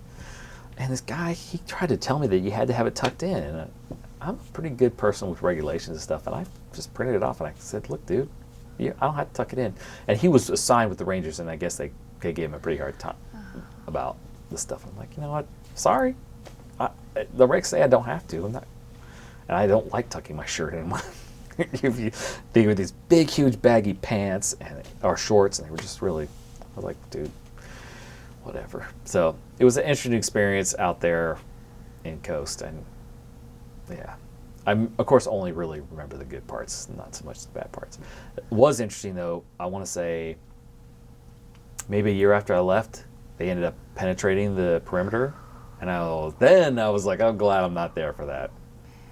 But there was one time we were rocketed, so it was I remember it was a rocket, and I went to walk outside, so I had 3 troops under me, and I went to walk outside, and I could hear it and almost feel it fly by. And it missed the base, but it flew through the base. So I was like, close the door. I was like, I'm going to wait a few minutes, and then I'll go check on them. And they were fine, of course, but it was like, that was the closest I think I ever came to ever being injured in Afghanistan or Iraq. It was like, I remember opening the door. I'm going to just wait a few minutes. But again, I never, ever felt like I was in danger. So, I guess that was pretty much it for my trip to Iraq and Afghanistan. So that was one deployment. I went from Iraq, about 3 months in Iraq, to about 3 months in Afghanistan. And I ended up being there but the total deployment was 186 days.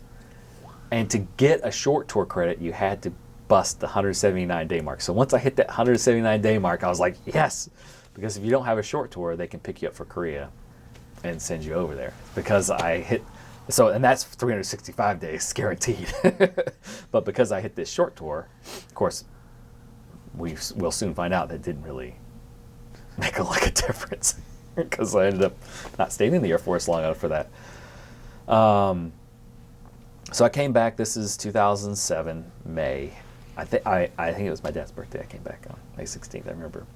Lisa came and picked me up from Fort Bragg because they flew me back to Fort Bragg. Well, it was. I'm trying to remember what kind of plane I flew out on. It was like a 2-engine something. It was really kind of a cool flight because it was a small little plane. They flew out again on the gravel, and I don't even remember being in Bagram that long before they took a C-17 from Bagram to Ramstein, and then Ramstein to Fort Bragg.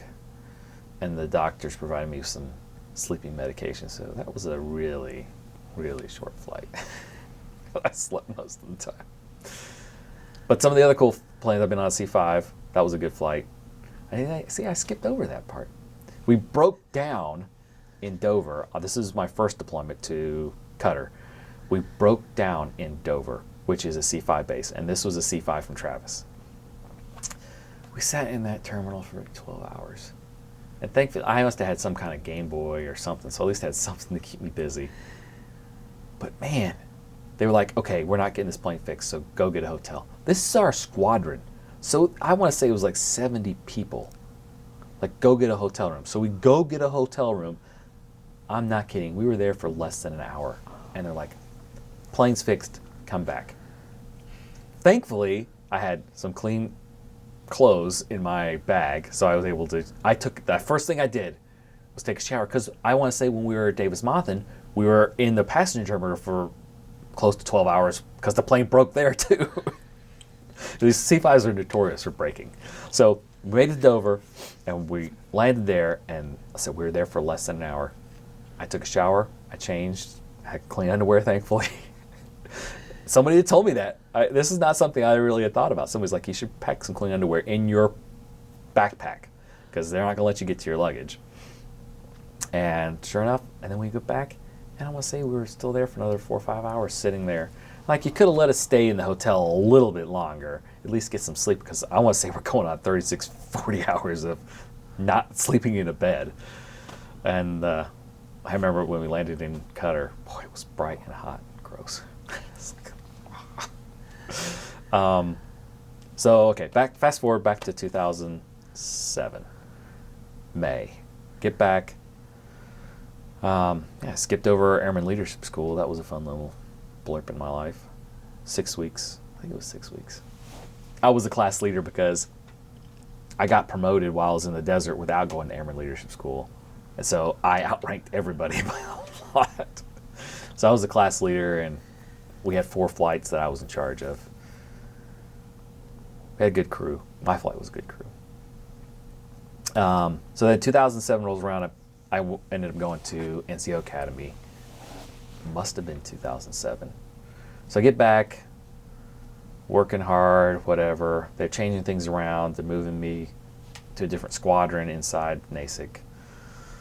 Started doing what's called ground motion target indicators, GMTI.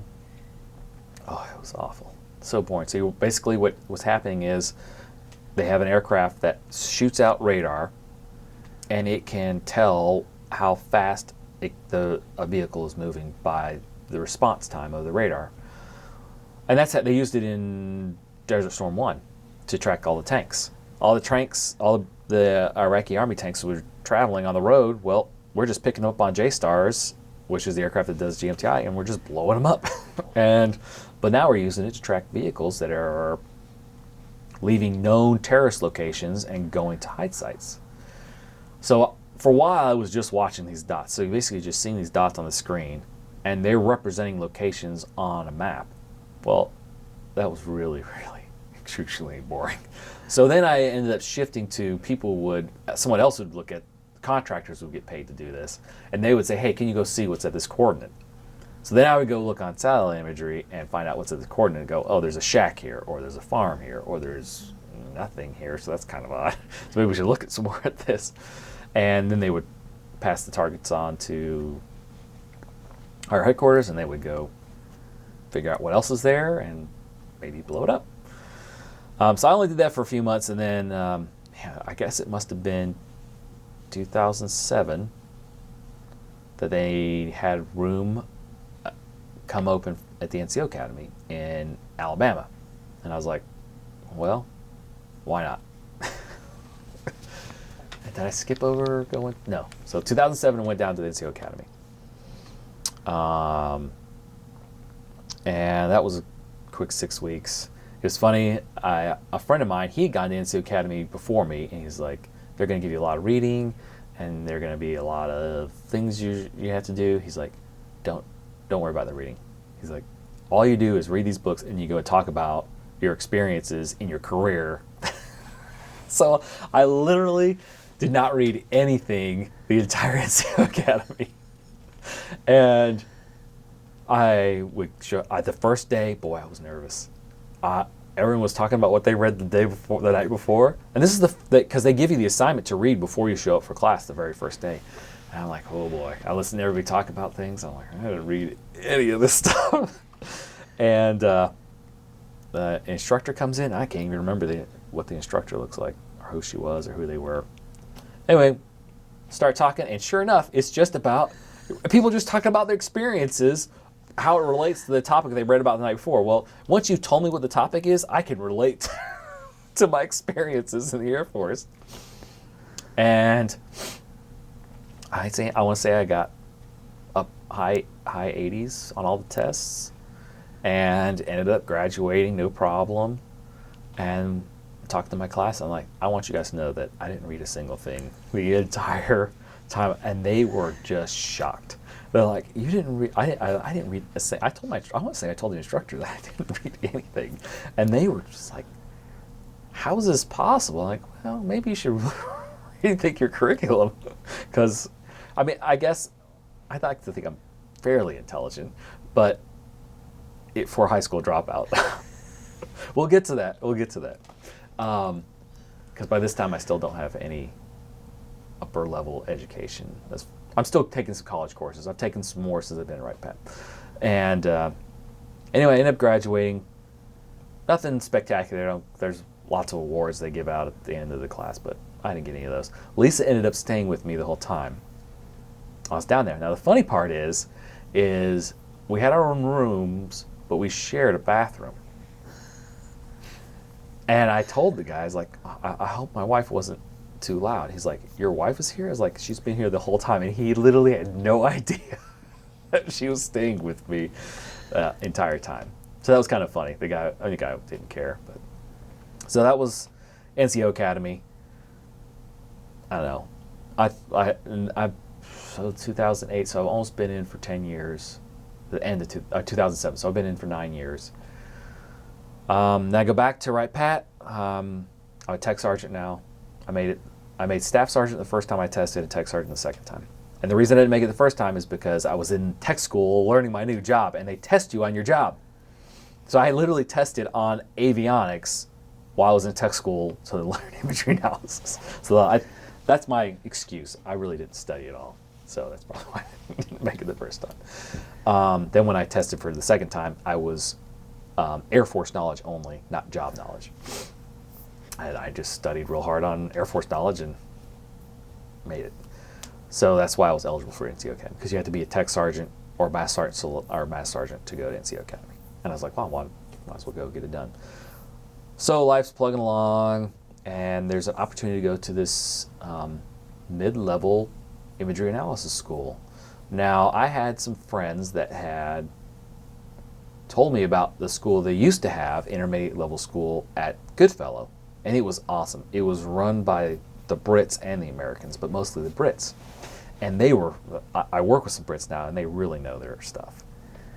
So I volunteered for it, and I was kind of a little nervous. So it was the course description was one of the prerequisites was you had to have 3 years of experience, and I was just under that. I was like 2 years and 9 months or something. So I was like, hey, I'm kind of a little nervous about taking this class. I don't know that I have enough experience. So they let me come because it was 3 years, but it was only 3 years because I had gone to tech school in 2005, and I really hadn't become an imagery analyst until I was done with tech school in July of 2005. So it depended on how you look at it. I had 3 years, or I didn't have 3 years. So I ended up going, and we have two British guys. I have a British civilian and a British Army guy, and then we have 2 Australians. And this was supposed to be, usually the class is held at NGA campus on Fort Belvoir in Virginia, Springfield, Virginia. Well, because they had foreign nationals, they didn't want to do it. Now we have a very good intelligence relationship with our, with the Brits and the Aussies, but they didn't want to do it there. So they ended up doing it at Dam Neck, which is in Virginia, and it is where the Navy trains their IAs.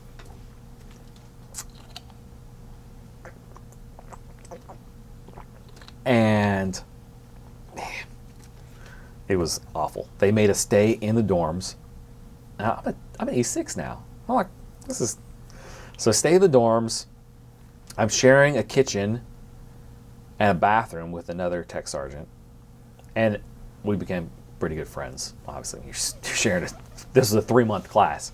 So again, Lisa and I have been married for a year and a half now. I've deployed. I've gone to NCO Academy where we slept in a room that we shared a bathroom with for 6 weeks. And now this is not happening. Lisa has to stay. But I think this course is going to be a good opportunity, so I go. It turned out it was not what I thought it was going to be. It was very basic stuff. And as I taken the class, comes to find out that they selected the cream of the crop from the different branches. So I want to say we had a couple Army guys, a couple Navy guys, and a couple Marines, and then a few Air Force. So I want to say there's maybe 12 to 15 people in the class. Well, they picked the very best from every branch because they didn't want to look dumb in front of the foreign nationals. So now I'm being told this, and I'm away from my wife for 3 months, so you can pony show, for this. I was not happy. So it's mostly run by some Army guys, an Army Chief Warrant Officer and an Army Sergeant First Class, so E7. And the guy, we have to give a briefing. Like, it's set up, there's 12 blocks, and I blow through these blocks. We have a test every time, and they give you 3 hours to take test. I want to say I'm done in less than an hour, and I get like a 90.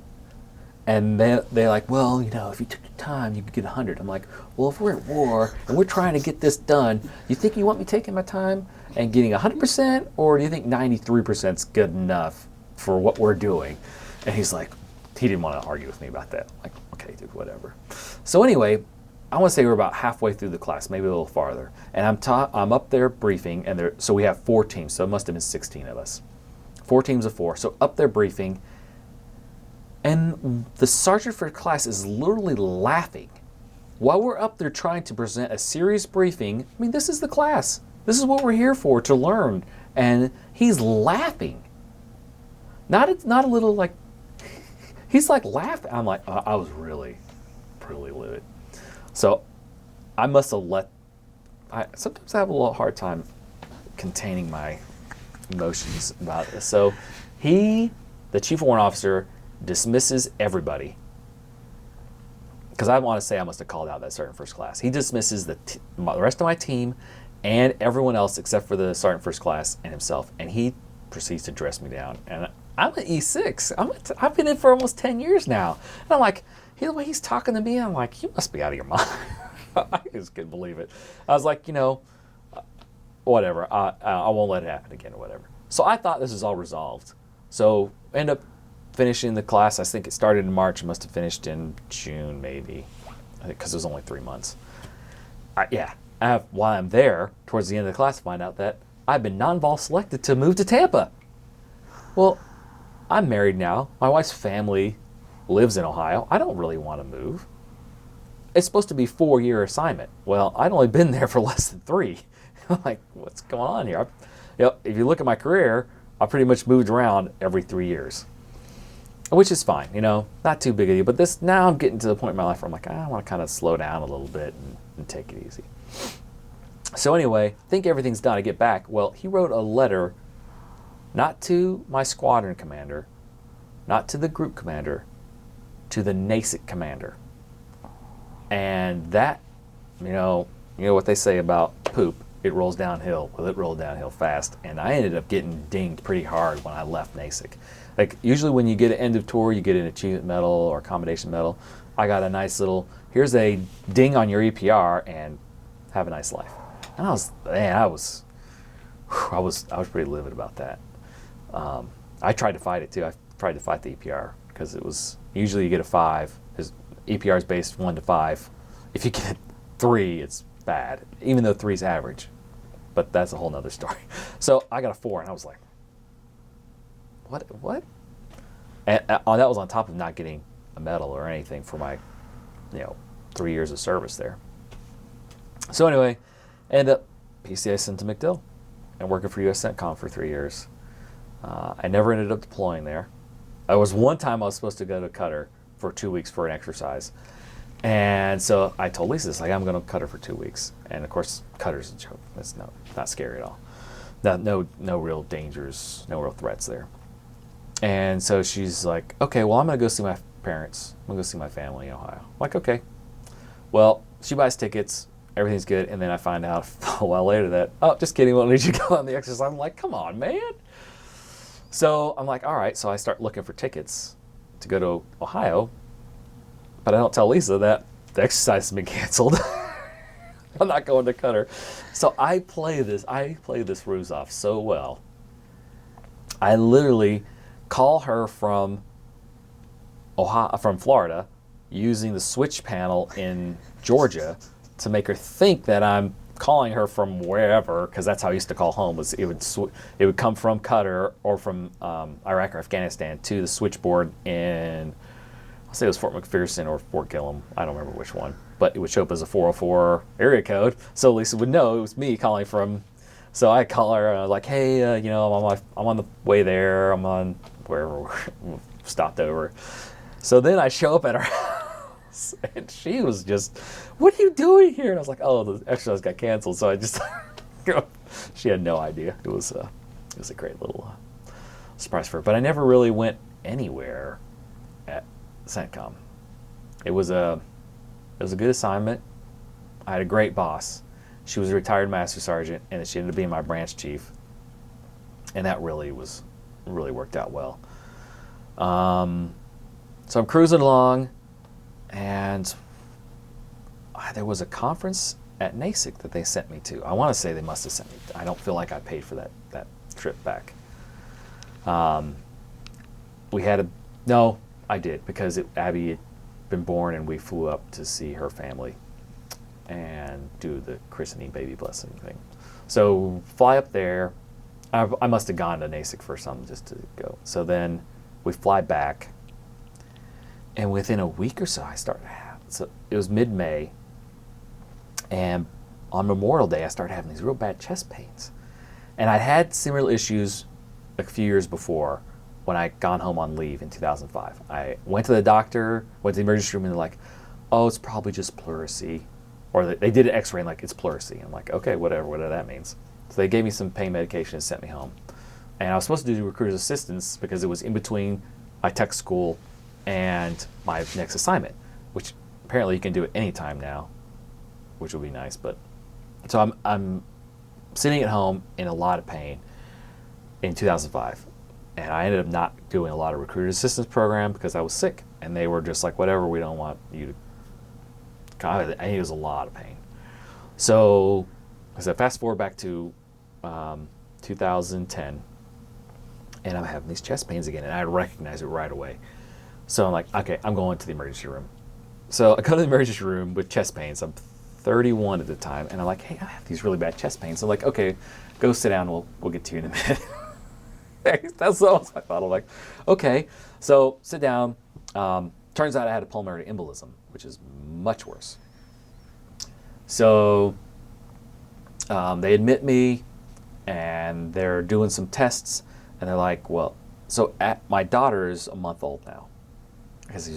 And the doctor's like, well, Lisa's standing there, my wife, holding my daughter, and he's like, oh, this has like a 30% fatality rate. I'm like, dude, I would like to know that information, but you don't need to tell that in front of them. And Lisa she was really ticked about them saying that then at that moment, because I'm in a lot of pain and not really realizing what the deal is. So they admit me, it was really painful. I maxed out on morphine. I was still in pain. I tell the doctor, I'm still in a lot of pain. They're like, well, there's really nothing we can do for you anymore. We've really maxed out on the pain medication. So I'm like, all right, whatever. So they put me on blood thinners. Turns out I have this genetic blood condition called factor V. I'm like, oh, well, that sucks. So they put me on blood thinners, and there's a ratio that they try to get your blood thinness to, and it's taking a while to get there. So I'm admitted Memorial Day, Monday, and Thursday rolls around, and it's still not where they want it. So they send me home, put me on blood thinners, and send me home, and like, we'll check you again in a few days.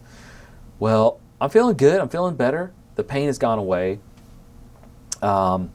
Friday, I'm walking around, feeling fine. Saturday, still feeling pretty good. I'm thinking about going to church on Sunday because pain's subsided.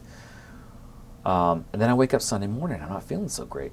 And I'm like, I think I'm just going to stay home and rest for a little bit because I'm still feeling groggy from all the, they put me on Percocet and all this other stuff to help with the pain. Like, I'm still feeling a little groggy. And so Lisa's getting ready to go to church. She's got Abby. And I'm like, I'm going to get dressed. So I get up and I walk maybe 15 feet to the dryer to get some clothes. And we had these French doors for the dryer and the washing machine. And all of a sudden I can't stand up. And I'm like grabbing onto the door. and I just face down. And I'm like, oh, I couldn't stand up. So, and then I started feeling nauseous. So I low crawl to the bathroom where I proceeded to throw up blood, lots of it. And I'm like, oh my gosh. And of course, Lisa's holding Abby, and I can't stand up. So she has to call 911. And ambulance comes out. Meanwhile, and my parents had come down, and they had left. So they came down while I was in the hospital to help watch Abby, and so Lisa could come to be at the hospital with me. So they had left Saturday, I think, or Friday. I think they left Friday. And then, of course, Lisa calls me Sunday and says Eddie's back in the hospital. So they turn around and come back down. In the meantime, ladies from church comes and collects Abby so Lisa can go to the hospital with me. And I had to take an ambulance. And it was funny. Now the paramedics show up. I'm still laying face down on the floor. I'm conscious. And the paramedics are like, we're going to try and stand you up. I'm like, I don't think that's a good idea. And they've taken my blood pressure, and it's bad, really low. Like, we're going to try and stand you up. I'm like, I don't think that's a good idea. And they stand me up, and sure enough, back down. Of course, it was a controlled fall this time. Versus, I laugh at this now. And even then, I really was not really scared for my life. So we were living in a 3-floor condo. And our bedroom is on the top floor. So, of course, Lisa can't carry me down. I'm easily 220 pounds at this time. So paramedics get a wooden chair, a dining room chair, and firemen carry me in this chair down and take me to the hospital. So turns out I had ulcers that I didn't know I had. And it was fine till they put me on blood thinners. Then my body's not clotting properly, so I start bleeding again. And the doctors are like, you didn't know you had ulcers? And I'm like, no, should I have? Well, I don't know. For me, when I eat pepperoni pizza, I get a little acid reflux, but isn't that normal? Like, I see all these commercials for all these different acid reflux medications, like, just seem normal to me. And they're like, well, we had to staple 2 of the ulcers you had, and we had to cauterize another one. I was like, oh, yeah. I had no idea. So anyway, the point of this whole long story is, well, now I have this condition that requires me to be on blood thinners, according to my hematologist, for the rest of my life. And I've been in the Air Force for, at this point, this was 2010, so just over 11 and a half years. And the Air Force is like, ooh, this isn't good. And the hematologist is not a military doctor. They didn't have any hematologists on MacDill. So they had to send me off base. And it was the opinion of, he's a hematologist, he's a doctor. So they're going to take his opinion that I had to be on these blood thinners for the rest of my life. So, the Air Force is trying to determine whether to keep me or not. And it's based on the commander's recommendation. Well, I got news for you. The commander doesn't write any of these things. He has a superintendent write it, and then he signs it on that. So the superintendent and I are good friends. He's my boss. I mean, he writes my APRs. And great guy. He was actually the flight chief when I was in tech school, and then I ended up working for him again here, and it was really great. Another kind of side note on this. So we weren't supposed to leave Goodfellow 8 hours out. We couldn't leave an 8-hour radius. Well, I ended up flying back to see my girlfriend in Arizona, and I saw him and his fiance at the airport. And I was so nervous. I was like, oh, geez. They didn't say anything to me. Never. The whole time. I mean, I'd been at tech school for 6 weeks maybe. I still had quite a bit left, 6-month tech school. But then they told me later, when I saw it, when he being my boss, and of course his wife was there, she was like, we were so worried. We just hoped you were on leave. And of course I wasn't. It was like President's Day weekend or something. So I just flew out to Arizona for the weekend, and you look back on that and you're like, I'm an adult. I should be able to handle myself like that. But of course, there's those people that screw up for everybody. So anyway, this guy's, he's like, well, what do you want to do? Do you want to stay in, or do you want to get out of the Air Force? So I'm 11 years. This is critical time. And of course, I'm still collecting my bonus too. So the bonus works as you get half of it up front, and then they split the rest over the term of your enlistment. So every anniversary of your enlistment, you get another chunk. So $5,000 every anniversary is kind of nice little bonus. So he's like, what do you want to do? I'm like, well, you just write it how you think. Don't put any bias in it, because I want the Air Force to make the judgment on what they think is best. But I can't deploy anymore because I'm on blood thinners. And if something happens, if I get shot, well, guess what? I'm on blood thinners. So the Air Force comes back and they say, we're going to medically retire you. So I would say, and this whole process, so Memorial Day is when it happened. I want to say by February of the next year, I remember. So I go through the whole process, medical board, this is in the middle of the VA having the issues with people getting out of and having issues with Iraq War, all these injuries, and there's a huge deal with the VA right now. Well, they're streamlining the retirement process and the process for people who've been injured to get out and stuff like this. So I'm part of this pilot program. Well, I went to go test for Master Sergeant for my third time. Excuse me. And I go in the day before. So this is a mandatory appointment. You can't just skip it. If you don't want to go, you get an assigned test date, you have to go. Whether you want to get promoted or not, you have to go and at least sign your name. So the day before I find out that I'm retiring, the day before I go for the test, I find out I'm retiring. So it's a mandatory appointment. It's too late to call. So I show up to the appointment and I say, hey, I just found out yesterday that I'm going to be medically retiring. I'm like, okay, bye. Don't worry about taking the test or something. So, and you hear a lot of people in the Air Force is a thing that people know they're getting out of the Air Force and they'll test and make it and then get out. And people feel like, oh, well, you just took that strike. Well, if you studied harder, then you would have made it. And it's not really, it's not, I never faulted people for doing that. I'm like, you know what? If you studied harder, you would have made it too. But I didn't want to be that guy that did make it, because I missed it the time before by 15 points. And I think I would have made it this time, which is fine. So Memorial Day, as the issue happens, I want to say it was probably March time frame that I found out I was medically retiring. I started terminal leave mid-May, and by July 25th, 2011, I was out of the Air Force. Medically retired. Boom. And that was my Air Force career. And then I got a job doing the exact same thing for the National Geospatial Intelligence Agency. And again, it's interesting to see how my whole career has shifted around to think. But I had 3 interviews for 3 different positions at NGA at NASIC. So NGA's headquarters are at Springfield, Virginia, St. Louis, and they have a smaller campus in Denver. They also have a bunch of people everywhere else, like SATCOM has a contingent, so does NASIC. Well, everyone on the panel for my last interview I knew personally. And I know that's what helped me get that job.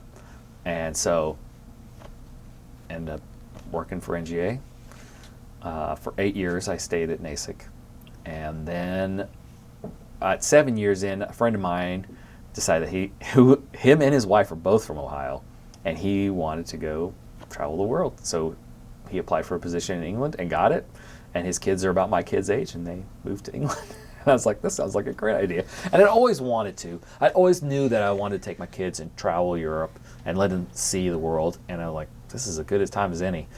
And so I talked to Lisa about it, and she's like, well, if this is what's supposed to happen, because she's from Ohio, she grew up there except for her. So her dad was in the Air Force, and he taught at the academy for 4 years. That was her only time that she didn't live in Ohio. She graduated from the local high school. She went to BYU, but then she went back, and that's where we met. And so we lived there for most of her life. And so she didn't really want to leave. Lots of family there, brothers, sister. But she's like, if this is what's supposed to happen, it'll happen. And so I applied for a position, and I ended up meeting a guy that had come back from England to work at NASIC, and we got along pretty well. And he's like, well, if you want to get a job there, I told him, I was like, hey, I've been applying for these jobs, and I got an interview. And this is in between me trying to deploy with NGA on an aircraft carrier. And I had actually gotten picked up for that too. So I was going to go out on the Lincoln, and they were transiting ports from Norfolk to San Diego, and it would have been cool. I mean, I wouldn't have been there the whole time. It's a 4-month. It would have been 4 months, and they were gone for like 6.5. So I'm in the middle of that, and I'm doing a bunch of training, and I'm going to this conference, and somehow, and there's Thanksgiving. Somehow I picked a date that was perfect, and I went and talked to my buddy. I was like, "Hey, I got an interview." He's like, "Oh, who's on the panel?" I was like, "Well, this guy." He's like, "Oh, I know Brett. I'll call him up." So he calls up Brent. I think Brent's his name, because he was my branch chief for about a month, and then he pieced us back to the States. So he calls up Brent, and then he calls up the other 4 people on the panel. And so, guess what? I didn't know if didn't think I was going to get the job, or I was really super relaxed. But I did the interview, and I feel like I did really well. And he was like, "I got the job." And I remember I told my kids, and I had an interview, and Abby started crying. She's like, "I'm going to miss my cousins." I'm like, "Who cares about your cousins? We're going to travel. We're going to live in England, for crying out loud." And so then I found out I got the job a couple of weeks later, and I was like, "Oh, geez, this is going to be rough." Well, I tell Abby. Of course, we've been trying to play it up a little bit, and she was actually pretty excited. And then Eddie, who's lived in Ohio his whole life, born on Wright-Patterson. "I hate moving." I'm like, "What do you know about moving?" I hate moving too. But yeah, so 12 and a half years, 12 years, 6 months, 18 days in the Air Force. And then I had to make retire. And like I said, I'm doing the exact same thing. I work with military. I mean, as an analyst in England, I actually have 2 military that are under me and a civilian analyst. So I still like working with the military. I like working with the Air Force. I mean, NASIC it's the National Air and Space Intelligence Center that falls under the Air Intelligence Agency. So it's like I've always been working for the Air Force or with the Air Force somehow. So I don't know. That's my career. That's not even. There's a lot of other things that I've done and seen, and they're just I don't know. I always hear the guy I met when I came in here. He's like, "Thank you for your service." I'm like, "I don't." Yeah, you did. Yeah, you did. Absolutely, you did, Eddie. Good grief. Yeah. So. Sounds to me like you've almost had the best of both worlds. You know, you did get to serve, and you served honorably and made a difference. And then now you're doing the same kind of thing. Yep. With a little less.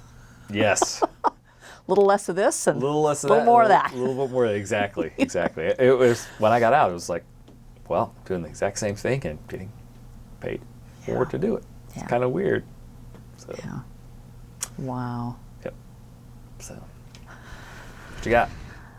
Well, you left out the story about the IFF. Oh yeah, that was kind of That's funny. a good one. Okay, so during OIF, an F-18 got shot down because his IFF transponder, identification for info transponder, malfunctions somehow. I don't remember so before every flight, maintenance is supposed to do a check. It's literally a entry in the logbook for the aircraft. IFF done this time, and you write a little blurb in there and sign it. I don't know if it was done on this F-18. I don't really remember. But I do remember they had a C-17 that had landed in, so this is my first deployment, that had landed in IUD or in Doha International, where they call it Camp Snoopy. So they were getting ready to take off, and this was within a few days of it happening. And they're like, we don't want to get shut down. So they actually had me come out and do a test.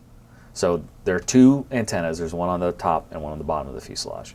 So you're supposed to check. It's a huge. This is the equipment that I got yelled at about leaving on the truck. And the deal is it has a classified code in it, but you can zero it out. So if the code's loaded, it's a classified piece of equipment, and you're supposed to hold on to it. But you can zero it out, which empties the code and makes it not classified. So they asked me to come out and do the test for them. It was pretty cool. I mean, not a lot of other places you're going to run around and like, hey, can you have this ability, can you come out and do this test for us before we take off so we don't get shot down by our own folks? Because that's what happened at F-18. They got shot down by a Patriot. Wow. So that was cool. That was a cool little highlight in the life, I guess. Like, yeah, come in, check this out. And let's wrap it up with the story of the static display at Aviano. Well, there was the I don't think I talked about the guys that were attacking the police station in Afghanistan either. So okay, let's talk about that, and then we'll wrap up with the Aviano, and hopefully I don't get in trouble for that one. It was long enough ago that I think I'll be all right. So we were in Coast, and guys are coming back off an op. And the operators say, hey, we see some gunfire off in this direction. We had a Predator doing Overwatch, like you almost always do. And they're like, can you go look over there and what's going on? Where is it at? And what exactly, give us a roll up of the situation. So we look over there, and turns out it's an Afghan police station. It's under attack. But I want to say it must have been it had been going on for a while. And the terrorists were retreating. So we see these guys running away from the police station, and they have what is it? A stretcher. But we're looking at it on IR, and there's no heat coming from the stretcher. So we're like, what are you going to put on a stretcher beside a body? Guns. So we think they had looted the police station for guns. So we get cleared hot to engage them. So we drop 2 500-pound bombs on them and blow them to smithereens, basically. And this is one of those things that I remember. And I was not happy, but I was glad that we took out these terrorists. But you could literally see body parts flying in a smoldering crater where the stretcher used to be. But it was like, you got these Afghans that are trying to make their country better, and you got these jerks who are coming in. So again, they brought this on themselves, but it was cool because we were talking with the F-18 pilots, and we really have comms with the F-15 pilots. We're like, hey, take these guys out. Here are the coordinates, and the Predator has the capability of lighting up a target for a laser bomb, and that's what we did. Guided 2 bombs right on the Memphis Belle, right in the pickle barrel. Wow. And it was right in the stretcher. All right, so Aviano. Oh. So I don't know what my part in this was. It wasn't not near what the part of everyone else played in this. So they were reconfiguring the gates at Aviano, and by reconfiguring, I mean they were tearing the old gates down and moving them to another place. Well, I said Aviano was an F-16 base, and they had this huge model of an F-16, and the exhaust was where it was mounted to. So we drove out there at night, and it was 4 or 5 of us. Now, I'm a senior airman. I'm an E4. There's at least a staff and a tech out there with us. And I didn't talk about the guy in the elevator either. It's because they were part of this, which is why I never thought about it. So we go out there and we take this F-16 off the mountain because the gate's closed. So there's nobody out there, and we're taking this. I don't know what we were thinking because it was humongous. At what point were we going to get onto the plane with this F-16 model? Where are we going to put this thing? It wouldn't fit in the van. So we had this Chevy big full-size van that we were using to do maintenance work, drive out to the flat line with our truck, with our equipment and stuff. We could not fit the F-16 in diagonally. And while we're trying to do this, it had 2, I want to say, Sidewinder missiles on it, and one of them broke off. So eventually, we abandoned the mission and left the F-16 on the ground, and somebody kept the missile.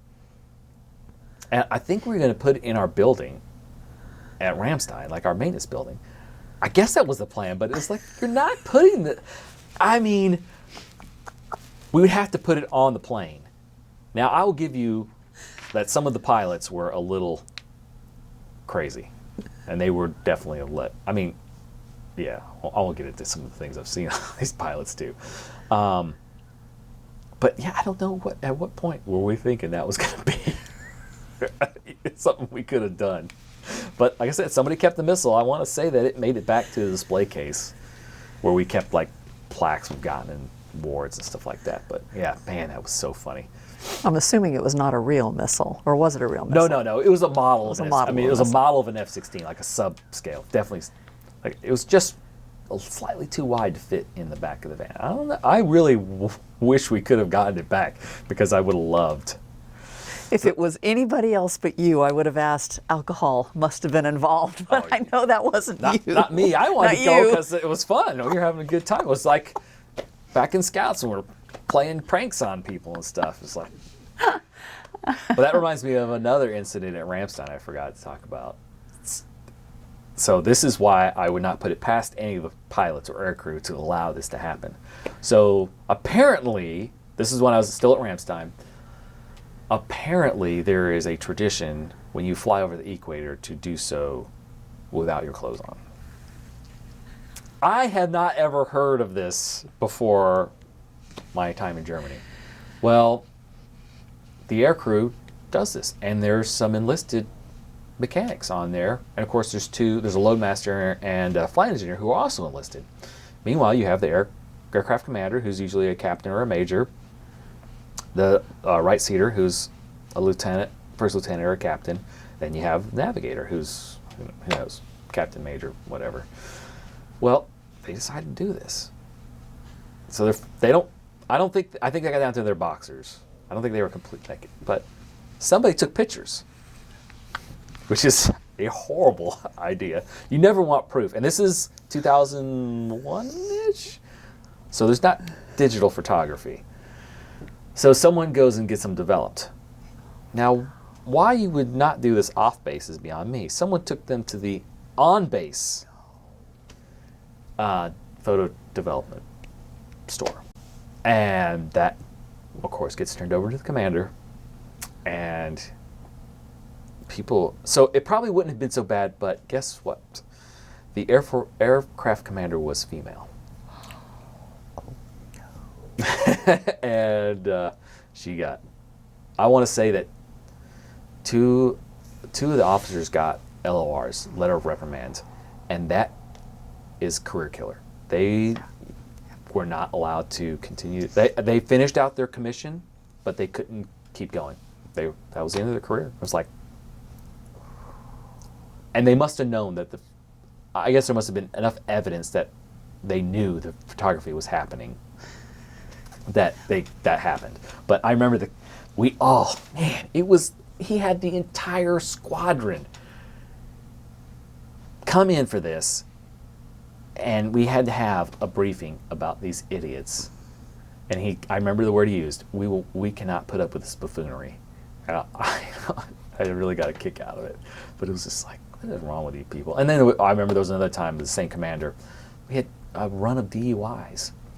So someone got one on a Friday night, and everyone got recalled on Saturday morning because one guy got out and got a DUI. I was so mad, because I don't even drink. And that's, so frustrating. Was that it? Was that everything? Did I miss anything? Dad, anything? I don't know if you want to tell the story about getting poked in the eye with the or not. That was another good one. I want to say this is the first summer I was in Germany. So I'd only been working on C-130s for 3 months maybe, because it was still summer. I remember so I got there in August, or it was end of July, early August. So I couldn't have been out there very long. So part of my job was to work on the emergency locator transmitter. Well, the antenna's in the part of the plane that typically survives the most. So it's on the tail, and to get to the transmitter, you have to remove a piece of the tail, and the antenna sticks out over the covering. Well, I had set some tools down in. Now remember, you're on top of the aircraft, on top of the tail. So I reach down to grab the tools, and I forget that it's there, and I go, And I whip back, and I almost lose my balance and fall off the back of the plane, but I catch myself. And it hurt. And again, this is 20 years ago. So I'm trying to remember the most that I can. I don't remember how bad it hurt. But there's a senior airman there, and I remember his name because it was Chuck Norris. I don't remember his first name was Chuck, but it was definitely Norris, and so we call him Chuck Norris. So anyway, he freaks because he's a senior airman, so he's not too much more experienced than me, and he's like, oh my gosh, oh my gosh, oh my gosh. So he's like running out there. So I ended up going to the doctor. It scratched my cornea, but it was not bad. I mean, I don't have any vision problems. But the biggest problem was that he called my wife at the time, and he says that I poked my eye out on an antenna. So she's thinking that my eye has physically become removed from its socket and is dangling or whatever. So she shows up there freaking out at the eye clinic, and I'm like, I'm fine. Like my eyeballs, because I remember it was this eye, and I'm like, I'm fine, no problem. But yeah, it was just a. You are really lucky you didn't go off the back of the plane. Yes. That would have been really bad. I didn't talk about the Xbox either. Oh, well, there you go. That's a good one. Do I have time for that? Got just a couple more minutes. Okay, good. So I used to work night shift at Davis-Monthan, and things would be slow so I went from working 19 planes at Ramstein to working 6 planes at DM, and sometimes 2 of those would be deployed. So at least 4. One's definitely hard broke all the time. They were like guaranteed. There was one time I was telling my mom earlier that we had 13 that we got flying all at the same time at Ramstein, and it was, I don't know, some kind of miracle. Oh, there's the other thing at DM too. I'll talk about real quick. So the planes would fly during the day. They would land at night. On the evening shift, they would get fixed, and then they would get sealed for the flights the next day. So sealing an aircraft, basically the flight crew, if there's no issues when the plane lands, they will go around and do the pre-flight checks so that basically the aircrew can get out, start the plane, and go. Because there are inspections they do before every flight. You know, they check all the flight controls, everything, almost up to starting the engines to make sure the flight's ready to go. The plane's ready to go. So they put a metal seal on the aircraft, and you can't touch that plane because the aircrew is certified it ready to fly. So you seal 2 of those, that only leaves 2 or 3 other aircraft that you can actually work on. And well, my job, there weren't really a lot of issues on these aircraft because they were 70 and newer. They're much newer than, I think they were 73. And they're H models, not E models, like the ones in Ramstein. So we'd bring our Xboxes to work. And we had a projector that they used for debriefing. We would hook up there, and we had 4 screens we could play Xbox on. So we would play Halo. Well, one day I decide that I'm going to bring my brother and my roommate Jason on base to play. Now my brother's clearly not in the military, and my buddy, my roommate, is not in the Air Force anymore. Well, we used to be in a place where you didn't have to have a line badge. So to get on the flight line, you had to have a badge that said you were allowed to be there. Well, they moved us all out of that building because they were doing construction on the taxiway, so they couldn't park the aircraft there, so there was no point in us being there. So they moved us to this other one where you had to walk on the flight line to get to our building. Well, I escorted them on the flight line. Then we plugged our Xboxes into the LAN, the government LAN, so we could connect all 4 of them together and play Xbox, which was a great time. We had a lot of fun. And that was another story in Uzbekistan. They were having elections in Uzbekistan, and they were worried that there might be some issues. Of course, we were way far away from the capital. So they started issuing 2 people in each unit F-16s. And the way we decided who got F-16s was the best Halo players. Which was me and my buddy. And we had I have a lot of pictures of that. Betty, that's what I named her. My M16. From a movie. Anyway, what was the other thing at DM I was going to talk about? Dang it. there was something Hitting else. the javelina on the way home. No, that's not really Air Force related. Okay. I think it was something else. Oh man, what was it? That's too bad. It was a funny story.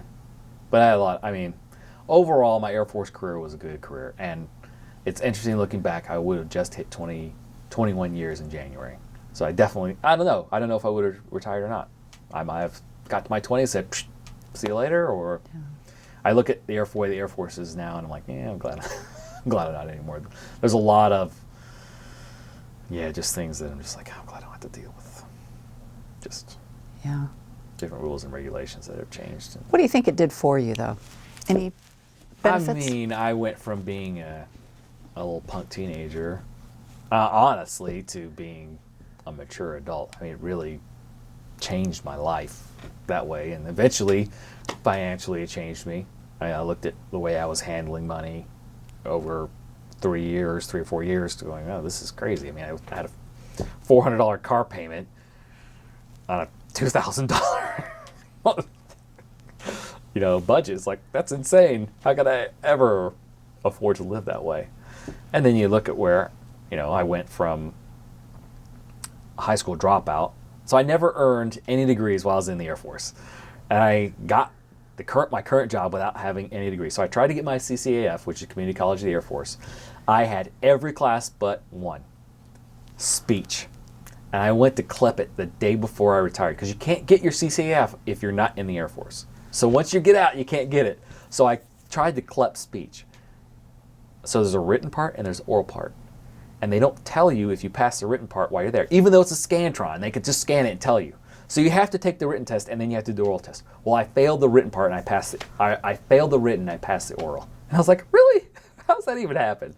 So didn't end up getting my CCF, but I did end up finishing my bachelor's in aeronautical science, and then I turned around a few years later, and I finished my master's in leadership. So it was like, I enjoy telling people that I'm a high school dropout.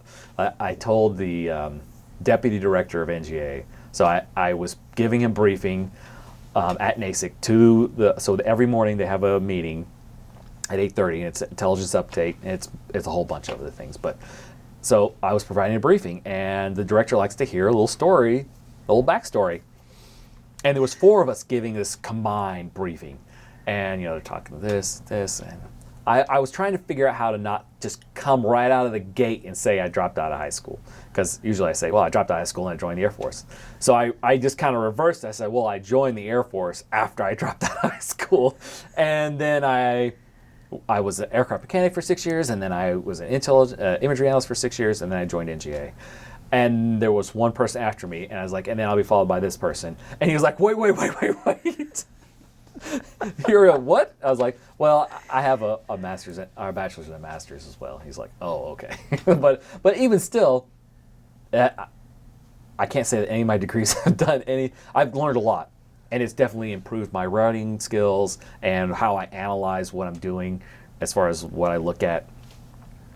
But it hasn't improved my situation as far as where I am financially. Like, I didn't get a promotion or anything like that, so it's always kind of funny. Well, there's nothing that beats on the job and life experience. Right. And you went a long way just on those merits alone, and rightly so. Yep. So you got the bachelor's from Embry-Riddle, and how about the master's? The master's I got from Wright State University. From Wright State, okay. So they were offering to pay 2/3 of your tuition for Wright-Patterson employees. Okay. So I was Great. like, oh.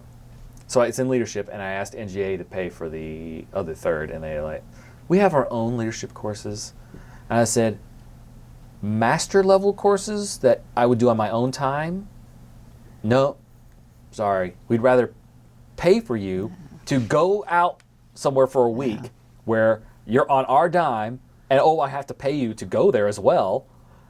We'd rather do that. So I ended up taking that course after I finished my master's in leadership. And it was just something else. I mean, a lot of the things I did to get my master's in leadership, this course had, but I'd already done it, and I guess I had a master's in it, so it was fun. It was a good course. It was more of a I've looked at a lot of the things I've done, and since I've been at NGA's networking opportunities versus me actually learning something, because I still learn things. There's definitely all these little nuggets I take with me from different places, but I was just like, yeah, whatever. It was just funny. Well, this has been a great interview, and you have had a fascinating story. And Honestly, I don't feel like it. Yeah, you have. It was just like, that was just another day at the office. We tried to borrow that F-16. Yeah, it's just another day at the office. Well, it's been great, and Good. thank you for your service. And You're welcome. Thank you for the fantastic family that you have created, and the things that you're teaching and doing with them.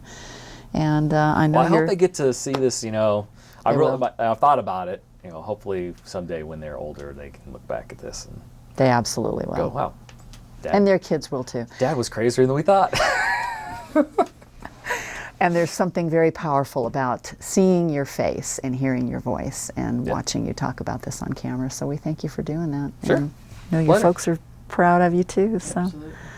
anything else? I think that pretty well covers it. Yeah. All right. Thank you, sir. Yeah.